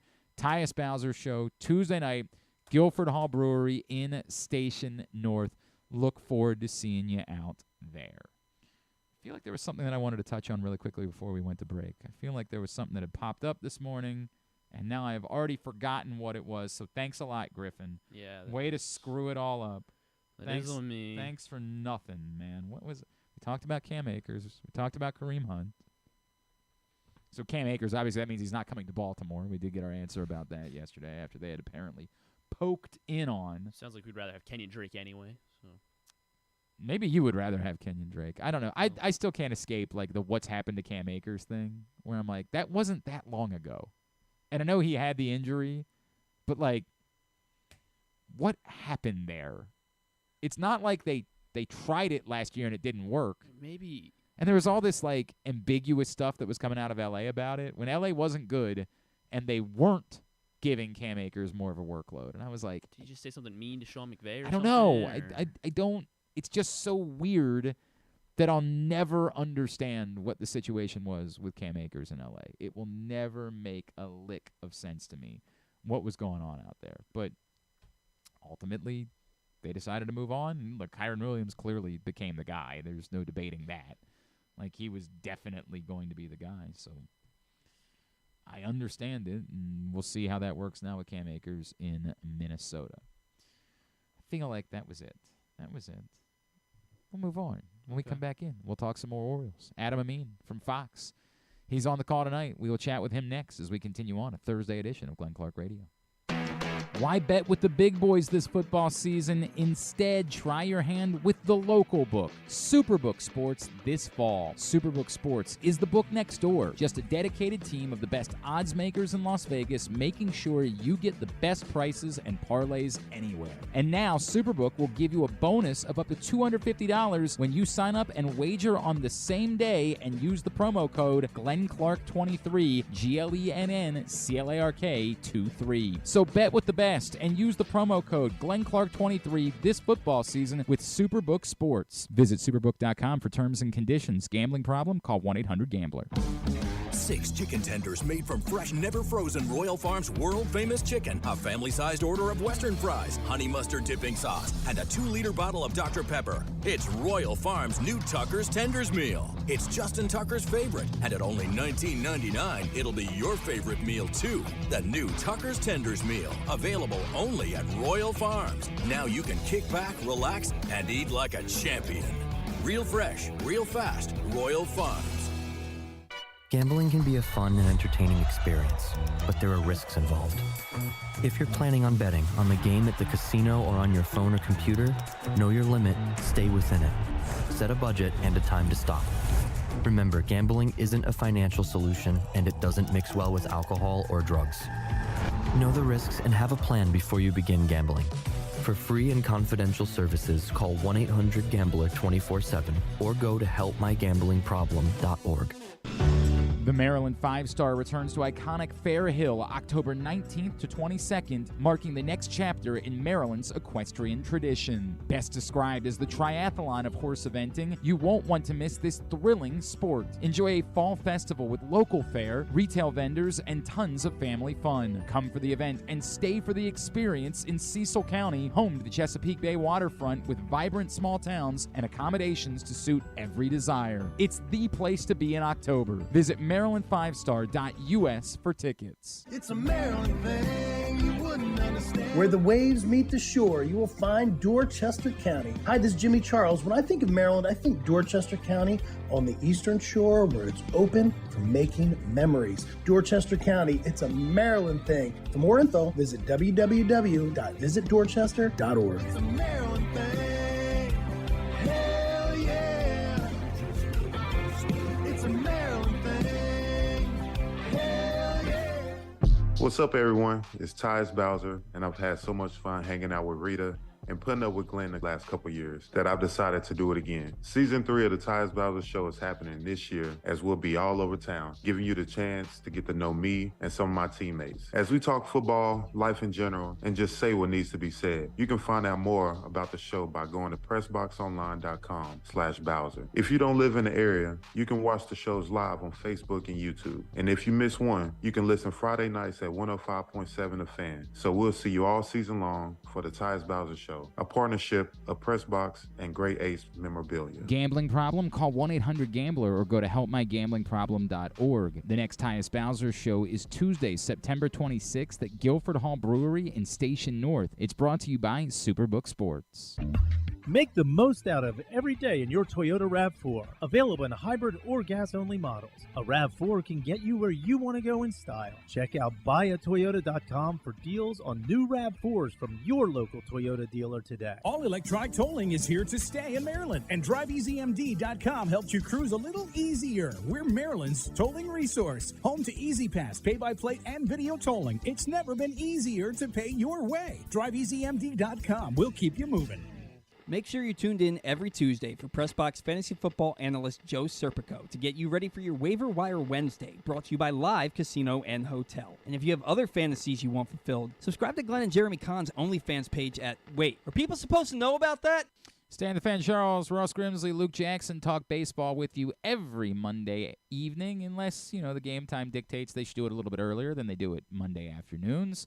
Facebook.com/PressBoxSports, YouTube.com/PressBoxOnline if you don't catch it live, or PressBoxOnline.com/video every Monday. Stan the Fan, Ross Grimsley, and Luke Jackson talking baseball with you. We continue along here on a Thursday edition of GCR. I was joking with Griffin that we didn't have a lot of guests today. We do have a nice little day planned for tomorrow. Chuck Pagano is scheduled to join us. We'll preview the Colts. Coach is actually still doing, TV work.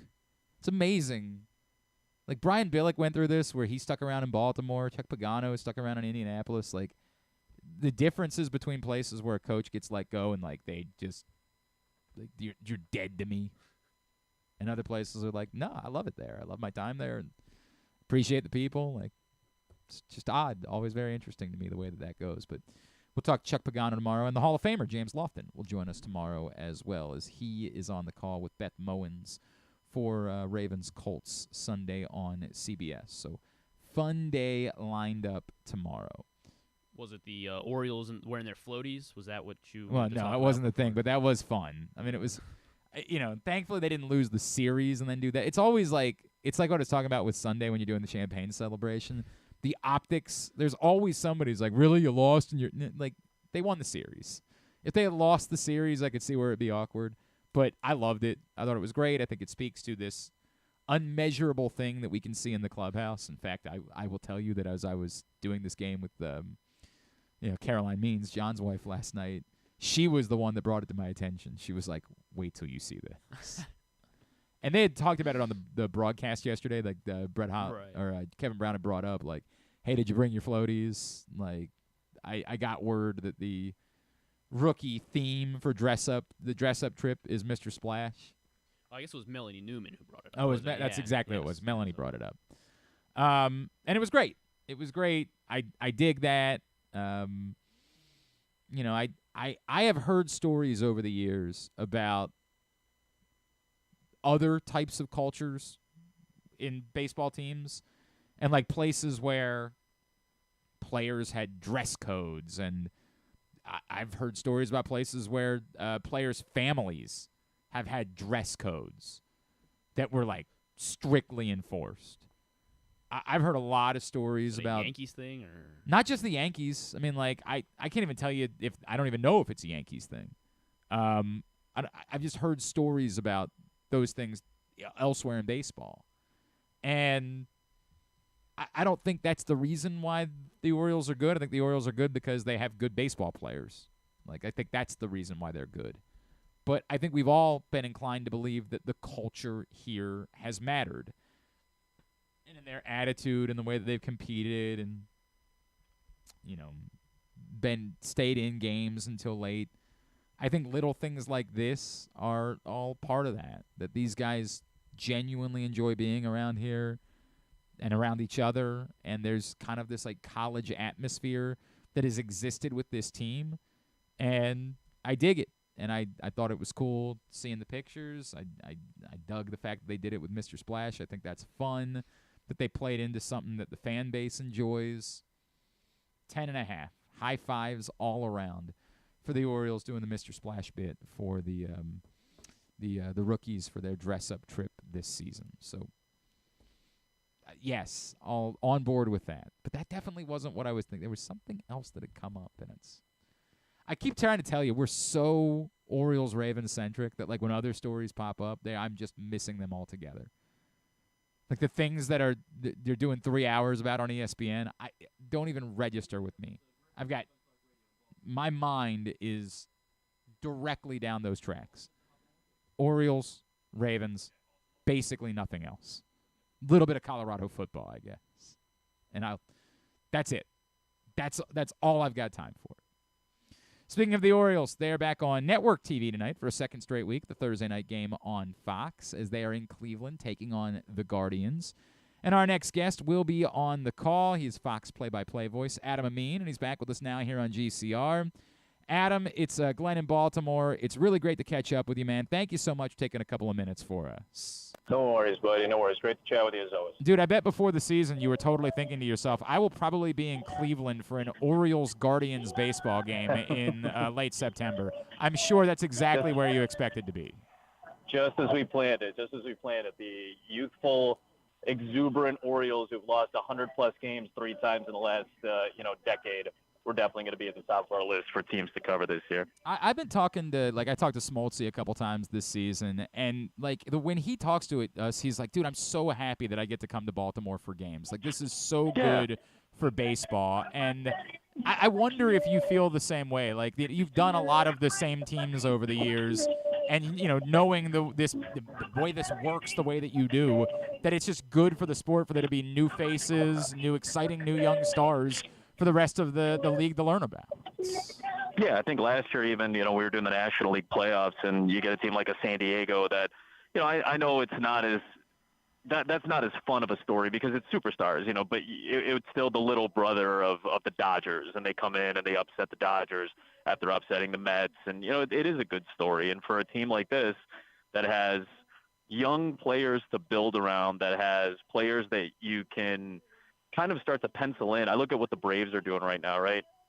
And they're an old school throwback 1990s type of lineup where just about every day which players you're going to pencil into the lineup, right? You pretty much know the starting 9. And while there's a lot of versatility on this Baltimore team, you kind of know the 6 or 7 guys just about every day that you're going to start to pencil into the lineup, not just for this year, hopefully, but for several years to come. And that's how you build loyalty in a fan base, and that's how you build some brand equity for a franchise that, frankly, has needed it in the baseball realm for quite some time. There's only been a handful of playoff trips since the turn of the century, and there hasn't been one since 16. There hasn't been a division title since 14. It's right there for you, and it's been built through the farm system. It's been built through young, fun, entertaining players in an entertaining style of baseball.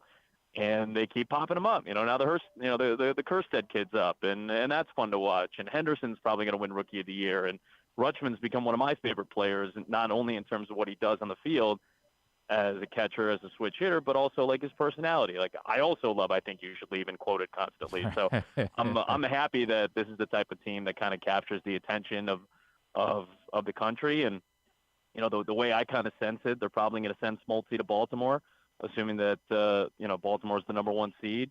I'm guessing that Smoltz will be covering these guys for that division series round, and maybe even a couple more rounds after that. Adam, I've been meaning to talk to you about why you got kicked off The Bachelor for just riding the zip line the entire time and not bothering to talk to the young lady. Is that really what I've been doing? I thought I had dinner with everybody the other night. Adam, so I understanding all that, other teams have good players, right? And in doing your prep for tonight and in trying to figure it out, have you gotten a sense for why it's different in Baltimore and why this has been the year they've been able to break through? And even though their metrics are not overwhelming, they have consistently all season long been one of the best teams in baseball. Yeah, and I don't even think it's necessarily anything more explosive offensively. They're still middle of the pack in terms of home runs. It's not like there's significantly more home run power this year than there was last year. Obviously, when the pitching staff has improved, we're going to see Grayson Rodriguez tonight, and we'll tell the story, as I'm sure has been, tracked by you guys since coming back from AAA. He's been really impressive, and we'll dive into that a little bit. Certainly helps on the back end of the bullpen, whether it's been Batista or Cano have been really solid. Those things always help, right? That's always going to be good for a team that is trying to win games, and they've won a lot of close games. I think there's something fundamental about how aggressive this team is. In a year where the rules have changed, the shift has been taken away, the bases are a little bit bigger, and athleticism is encouraged not only on the offensive end as a base running team, but on the defensive end because of the lack of shift. I think it helps when you have, like we talked about, Henderson playing an exceptional shortstop. Urias is still an exceptional third baseman on the left side. So you're already taking away significant opportunities for offense because you have such a strong left side of the infield. You're strong up the middle. Cedric Mullins, behind the plate, Adley Rutschman, strong defensive team. And then what they do on the base paths, I think, is the most jarring thing when I look at just looking at numbers alone. And I've watched enough of these guys on TV to see it, but I'm really excited to see it in person for the first time, or at least I hope to see it. The fact that they take the extra base better than just about any team in baseball, outside of maybe the Braves. When they get guys on base, they find creative ways, they find powerful ways. Even if it's not with the home run ball, they find ways to get guys home. And I think when you've seen a team that's young and athletic take advantage, I don't even want to say take advantage of the rules. This is just how this team seemingly is built, and I'm sure it's been taught through Brandon Hyde and through this, pretty extensive and deep staff about how to be more aggressive on offense. You kind of hear that phrase being used, but how does it manifest itself? There's real ways that it manifests itself on the field. And I think the base running is probably one of the most fun things to watch. The athleticism is probably the thing that I like to watch the most when it comes to young teams, when it comes to teams that have strong defensive units. I want to see that athleticism on display, and I think athletic teams are being rewarded. This is how Arizona is competing for a wild card spot right now. Their athleticism in the National League, their base running has been exceptional. Cincinnati's not that good of a team. They have exciting young players, but they're not that good of a team compared to some of the other teams that they're fighting for a spot against. But their athleticism, how they run the bases, how aggressive they are, how much pressure they put on opposing defenses, those are tangible things that I think we've seen from Baltimore. And I think it's one of the reasons, among several, but one of the reasons that they've competed as hard as they have, that they've been the best team in the American League overall, and why they're a scary team, a bad matchup for other teams to face come playoff time. Adam Amin is with us. He'll be on the call tonight for Fox Orioles-Guardians. Adam, when you say that, I believe it, and I guess what I'm struggling is that what we also know is that typically it doesn't work this way. It's not usual that a young team that's built up gets to the playoffs and breaks through and wins a World Series in their first try. Normally, you got to be a little bit more battle-tested. When I ask the question, can the Orioles do this, I know the answer is, well, they can because they're there and anybody can. But based on that premise, can the Orioles, without having any postseason experience and with some questions at the back of the end of the bullpen and exactly how long the arms can hold up, can they actually do this thing all the way to winning a World Series?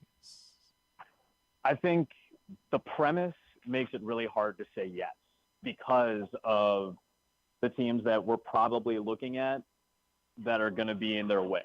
Now, let's say they make it all the way to the World Series. Who's probably going to be there? Atlanta or Los Angeles, right? Two teams that are experienced, battle-tested, have superstar players that have experience, veteran superstar players, Mookie Betts, Freddie Freeman for Los Angeles. We just talked about the lineup for Atlanta with Acuna and Riley and Olsen, who's having an incredible season, and that's just 3 guys out of a 7 or 8 guy lineup that all can pound the ball.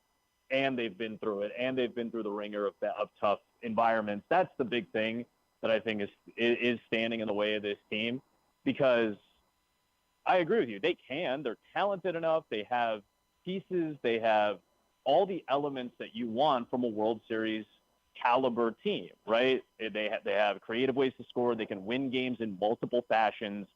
They've had success in the back end of the bullpen. So you hope that at the right time they're having that success.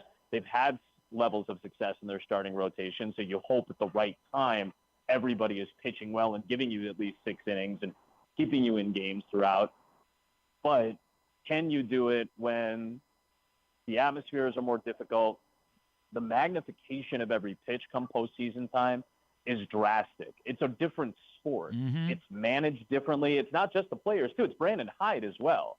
Like, the managerial decisions are that much more magnified because you don't get – if you make that mistake in game 48, well, maybe you can fix that, the next time that scenario comes around in game 121. You can't do that. If you make a mistake in game 1 and you lose, you're behind the 8 ball, especially if you're in a short series in the division series. So that's the concern. And getting to the World Series and trying to beat one of those powerhouses in the National League is hard enough, let alone who's maybe waiting at the other end of an American League Championship Series. It might be Houston. And I've been saying for a while, if Houston ends up as a 2 seed, or if they're even the 3 and they have an opportunity to kind of take on a wild card team that they feel comfortable against or whatever it may be, I guess they wouldn't end up being the 3. They'd probably end up being the 4 at that point. But either way, if they end up being in a series where they feel comfortable and all the guys that are healthy now are hitting, they've all been through this ringer before, the Bregmans, the Alvarezes, the Altuves of this world. Like, that still is a problem for young teams. It's on the other side of, Dusty Baker. He's been through so many scenarios in postseason time. And there is a lot of randomness. Short series call for more random things to happen come playoff time in baseball. But at the same time, decisions get that much more magnified. Pitches get that much more magnified. At bats are that much more magnified. And are these young guys, all these 23, 24, 25, 26-year-olds, going to be capable of handling the big moments with good at-bats, good decision-making on the base paths that they've shown throughout the season? It's a concern. Does that mean they can't do it? Of course not. They're talented enough, and you need talent first and foremost. A lot of this stuff becomes intangible in the moment. You see how you execute come playoff time. All right, before I let you go, Adam, you are a storyteller, and I feel like one of the difficult parts of this has been for me these last couple of weeks. When we have this conversation, I have to keep saying to myself, but it's not fair to judge these Orioles by whether or not they win the World Series, right? Sure. Like, that's unreasonable. And yet at the same time, and this is what we talked about a lot at the trade deadline, you just kind of never know when this might be your best opportunity, right? Like, this might be the year. Are the Yankees and the Red Sox going to be this bad the next couple of years? And so talking about it, I don't know how to frame it the appropriate way, because I know it's unreasonable to say that not winning the World Series would be disappointing for the Orioles. But at the same time, maybe in 5 years we'll look back and say this might have been their best chance to win a World Series. I think that's the premise is fair. I don't think it's necessarily true. I don't know where Boston's going to go. There's a lot of flux. That's a franchise in flux right now. Same thing with the Yankees, right? Like, I don't know who's going to be running operations for the Red Sox. I don't know what their new philosophy is going to be in terms of spending money or developing talent in their farm system. The Yankees have a long way to go. It's not just, Aaron Judge was hurt for a while and that's why they were bad. No, they got a long way to go, and they need some help in their pitching staff. Garrett Cole might win the Cy Young, but everybody else, there's a lot of question marks about that rotation, about that pitching staff. So, the Rays, I don't think are going to go anywhere, but they're right there right now. That's been a great battle at the top of the division. Toronto's a young, talented team who's been nipping at their heels. It might be these three teams really at the forefront of it next year again. And the Astros window, while it has not closed, and I don't think it's necessarily going to close next year either. They're still a couple of years away from that window starting to close up. I think Baltimore's right there. And because it's a young team, because it's a team that has built through the farm system and still has a lot of talent on the back end, Colton Cowser is still on his way up. Obviously Jackson Holiday is going to be at the big league level at some point. There's going to be flexibility for what this team can do. They're going to have prospects to trade if they are in a race next year and they feel like, hey, we really feel like we can win this thing this year. Well, then some of those pieces are going to be moved, and they're going to bring in some free agents to be on rentals. They're going to bring in guys that they feel like they can make a real run with. So I don't think that window's closing by any means. I understand the fear because of it's the fear, right? Because listen, you guys have been starved and probably not treated as well as you should be as a fan base. Based on certain elements, right? I totally agree with you. I absolutely no world in which the window closed. It's more like is next year the year that like two guys get hurt, and then the year after that, to our point, that's the year that the Yankees ended. Like it's more is it just? It's more like the luck part of it. It's like there's a little bit of luck involved with it. Do you feel? I don't know if there's that much luck involved with this year though. No, and that's why I feel like there's a lot of promise for the next couple seasons because I don't think this was a fluke. This was a lot of guys that certainly have come around at the right time, but they're doing this kind of, by the seat of their pants at the same time, too. It's not a great, championship structure for a team, right? You don't necessarily have, the wily veterans or the long-term pitcher that's been grizzled and knows what these games in the postseason are like. I think they're going to go out and try to make those moves to get some of those guys to try to add a little bit of structure to what is already a really good foundation. I don't think that window closes now. I understand what you're saying about luck, but I really do feel like these next couple of years, they should be, all things considered, they should be one of the contenders for a deep run in the postseason. I certainly have every reason to believe that's possible and hope that's the case for sure. All right. What's your football game this week, by the way? We get to see the first two running backs drafted, and Jahmyr Gibbs and Bijan Robinson. We got Detroit and Atlanta. Yeah. So, again, it's a more than intriguing game. The Falcons are one of the 7-2-0 teams in the NFC so far, and the South all of a sudden looks a little bit more competitive than it was last year.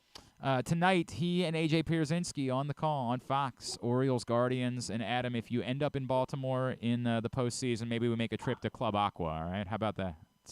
That sounds like a plan. We'll get some sloppy steaks. It'll be a great night. Hey, did you ever watch Detroiters? Were you ever on that show?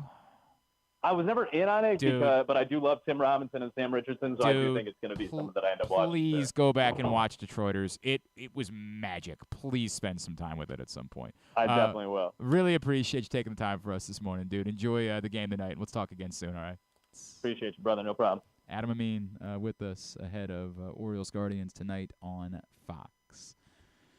We come back in, we will get a tidbit, we'll get tubular, and we will begin to wind down today's show, brought to you by Superbook, as we talked about earlier, superbook.com, Superbook app. Use the code GlennClark23.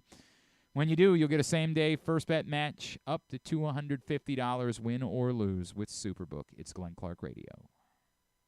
The Baltimore County Police Department is now hiring with competitive salaries, including for experienced police officers, starting salaries between over $68,000 and over $82,000 based on your prior service time, accepting up to 7 years of service times with only 6 weeks in the academy, minimum of 2 years prior experience. And police cadet starting salaries at over $32,000 must be between the ages of 18 and 20, but you can apply starting at 17 and a half. Must have a high school diploma or GED equivalent at the time of the hire, U.S. citizen at the time of the hire, and a valid driver's license. So if you have a passion for service and want a career for life, now is the time to join the Baltimore County Police Department. Call 410-887-5542 or visit joinbaltimorecountypd.com. Gambling can be a fun and entertaining experience, but there are risks involved. If you're planning on betting on the game at the casino or on your phone or computer, know your limit, stay within it. Set a budget and a time to stop. Remember, gambling isn't a financial solution, and it doesn't mix well with alcohol or drugs. Know the risks and have a plan before you begin gambling. For free and confidential services, call 1-800-GAMBLER 24/7 or go to helpmygamblingproblem.org.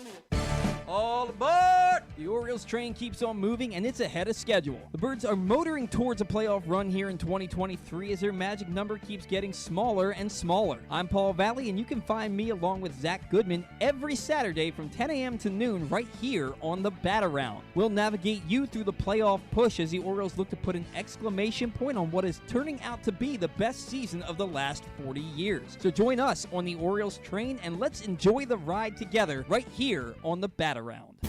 Visit Harford County this fall. Celebrate arts across Harford September 15th through the 30th with dance, theater, music, and visual arts. September 29th through October 1st is the largest Italian festival in Maryland, featuring entertainment, cooking demonstrations, a bocce tournament, and family fun. If you're headed to the Maryland 5-Star, stay and play in Harford County. While you're there, enjoy the scenic views atop the King and Queen seats and experience pumpkin patches, corn mazes, and fall brews along their Harford Libation Trail. For more info, head to visitharford.com. Maryland open. Picking a restaurant to try for the first time? Let's look at the Costas Inn. Here's a few checklist items. Quality of the food? Check. Quality of service? Check. Does restaurant have plenty of free parking? Check. And finally, does restaurant have delicious steamed crabs, crab cakes, crab soup, and specials galore? Check, check, check. Costas Inn, 4100 North Point Boulevard. They check all the boxes.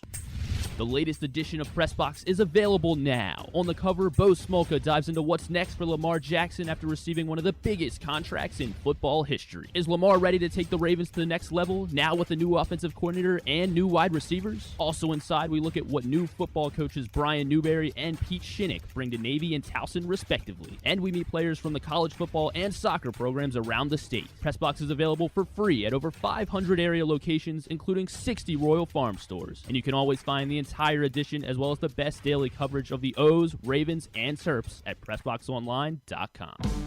6 chicken tenders made from fresh, never frozen Royal Farms world-famous chicken, a family-sized order of Western fries, honey mustard dipping sauce, and a 2-liter bottle of Dr. Pepper. It's Royal Farms' new Tucker's Tenders Meal. It's Justin Tucker's favorite, and at only $19.99, it'll be your favorite meal, too. The new Tucker's Tenders Meal, available only at Royal Farms. Now you can kick back, relax, and eat like a champion.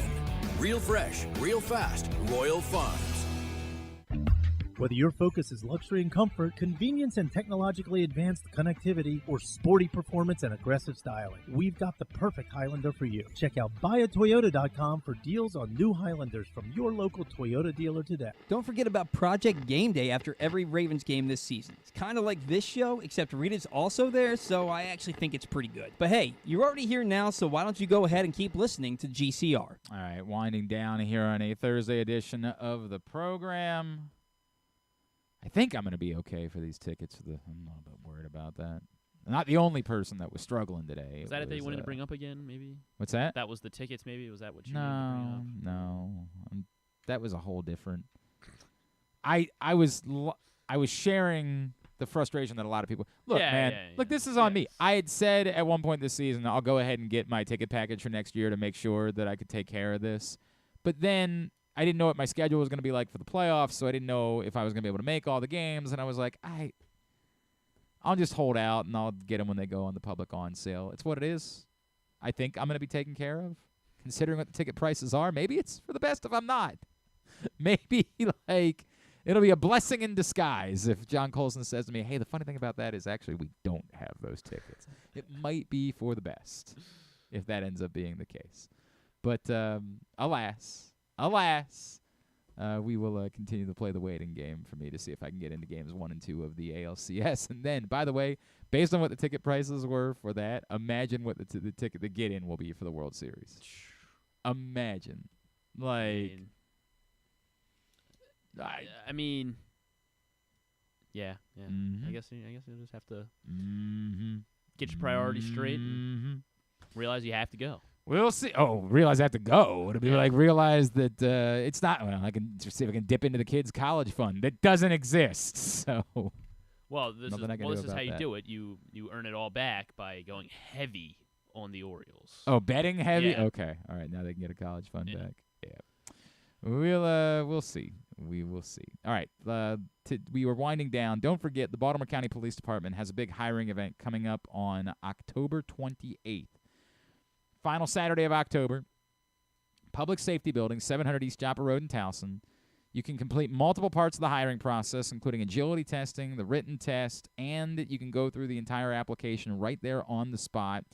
Members of the specialized units will also be in attendance. You can find out more about what they do to see if perhaps the career path for you within the Baltimore County Police Department might reflect what it is that you're looking to do.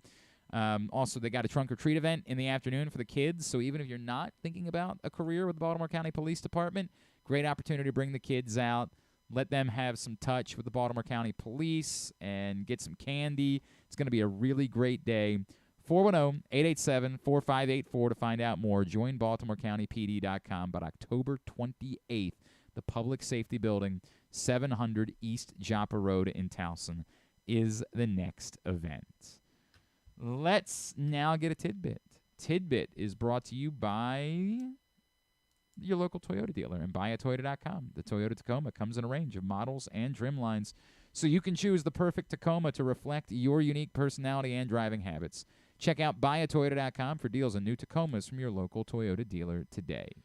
One of those big NFL matchups this week that we didn't get to talk about, the Chiefs and the Bears. Patrick Mahomes and Justin Fields will be the first matchup in NFL history between a starting quarterback that had 1,000 rush yards and a starting quarterback that had 5,000 passing yards in the previous season, when Mahomes and Fields go one-on-one. I guess they really won't be going one-on-one. Not really. It's not normally how it works, right? Also, since the merger, it is the highest differential between, or no, it's the first time we've had the quarterback with the highest career win percentage. Mahomes, 793 is his career win percentage, and the quarterback with the lowest career win percentage. I got to tell you, I'm struggling with this one because I know the Bears are an utter disaster, but the Chiefs never cover big numbers. What is it, 12.5? They never cover double-digit numbers. It's just I just know the Bears. The Bears are. I get it. They're the biggest disaster in all of football at the moment.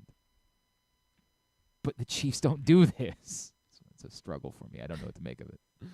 I wanted to see the what. Where are they? Where is it? Is it in Kansas What an City? effing idiot I was for how much I was buying into the Bears this offseason. God. I mean, I'm so stupid. Well, I mean, I don't know all of my why. premise was good, but I didn't know about what I just mentioned. He rushed for 1,000 yards. They're not running the ball. It's the with weirdest thing, isn't which it? makes no sense at so all. Weird. So weird. It It is the 4:25 game. Okay, no. Well, yeah. What? God, this is just such a bad slate of football. It is in Kansas City. And yeah, it's supposed to be clear weather. I don't know. I think Kansas City, they should be able to boat race them. You keep saying that. This is what everybody has always said every time the Kansas City's been favored by double digits. You're always like, this is a team they should blow out by 4. They don't do that. They don't win these games by those numbers. They've lost their first 2 by double digits. The Bears did. So I understand. You're putting up points that have nothing to do with what I'm talking about. It's up to 13. What I am talking about is the Chiefs' history in these situations. Hang on. And don't forget that Pat Mahomes will be playing with that extra chip. Mitch Trubisky was drafted over him in 2017. Okay. Well, Mitch Trubisky's I might take a minus 26. Oh, you're going that far.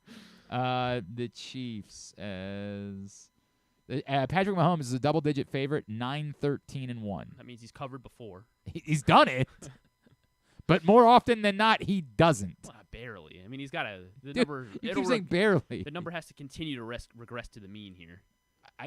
What? Average. It's an average. It's not an average. No. Well, he'll get they to 500. More consistently do not cover double-digit spreads. I don't know how to explain this. They don't do there's it. No explanation. Exactly. Corbin Carroll is the first rookie in Major League Baseball history with 20 home runs and 50 stolen bases. And he also hit his 25th home run of the season, so he also becomes, I think he's the 13th. Well, this will be a tidbit for another day because I got a good one today. But he is also the first rookie with 25 home runs and 50 stolen bases as well. Corbin Carroll, a runaway for the National League Rookie of the Year. Christian McCaffrey has scored a touchdown in 11 straight games, including the regular season and the playoffs. So with a touchdown against the Giants tonight, he will tie the 49ers' longest streak of touchdowns in a game. Do you know who has the most consecutive touchdowns for the 49ers? Terrell Owens. Not Terrell Owens. Jerry Rice. Jerry Rice. And that probably should have been my first guess, but that was so obvious that I thought it had to be something else. So Christian McCaffrey going for 11 or going for 12 straight. Tonight, Freddie Freeman earlier this week became the first player to reach 50 doubles and 20 steals in a season since 2009, and it is only the 19th such season in which none since 2009. Yeah, none since 2009. 19th such season with 50 doubles and 20 steals, and he is the first baseman to do this. This one comes from Jason Catania on Twitter. So there have been 8 players since 1997 that have done this. So, and that was all in a span of 97 to 09. But I want to see if you can name the 8 guys that did this. Sure. Since 97. 8 guys since 97 to do 50 doubles, 20 steals. And then nobody did it. So everybody did it between 97 and 2009. Well, no, the 8 guys did it between 97, and then the last time before that was 1936. Right, but I'm saying, so everybody on this list Correct. did it between 97 Correct. and 2009. Correct. And then nobody's done it since then. Freddie Freeman, 2023. That seems really odd, doesn't it? It does, I guess. I know that steals got out of baseball. Like, I understand that that's part of the story here. All right. 50 doubles is hard. Yeah, 50 doubles is hard. Did Brian Roberts have it? Brian Roberts, he's the most recent to do this. He's also done it 3 times. 3 times with 50 doubles and 20 steals. 08, 09, and 04. Okay. Wow, he had 40 stolen bases in 2008. 51 doubles and 40 steals. Alex Rodriguez. Alex Rodriguez, surprisingly not on the No, list. a lot of his doubles were home runs. It's not that surprising. You got to find guys that hit a lot of doubles that didn't turn into home runs, and that's the more difficult part. Craig Biggio. Craig Biggio is on the list twice. He is one of 2 players on this list with a 50-50 season. Well, actually, no, he's not on the list because the other guy was really early. Oh, who was it? It was Tris Speaker. Oh, Tris Speaker. Yeah. Alfonso Soriano. Alfonso Soriano is on the list. 2002. Biggio did it back-to-back in 98 and 99. And then he turned to more of a home run hitter after that. Oh.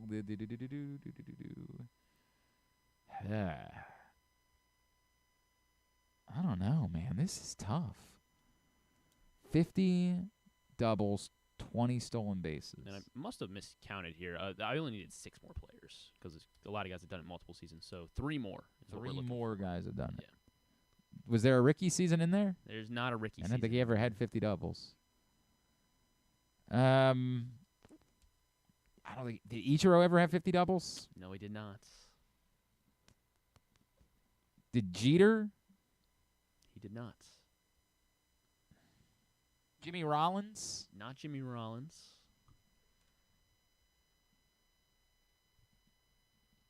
This is just hard.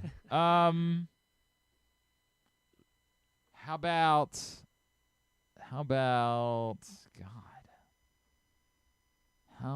Pudge Rodriguez? Not Pudge Rodriguez. I like your thinking, but we have a 1997. Did he ever have a 20 stolen base season, Pudge Rodriguez? He actually ran the bases a little bit is the funny part, but I don't know that he ever actually had I think he did. I don't know that he had a 20 stolen base season. 50 doubles, 20 stolen bases. How about David Wright? Not David Wright.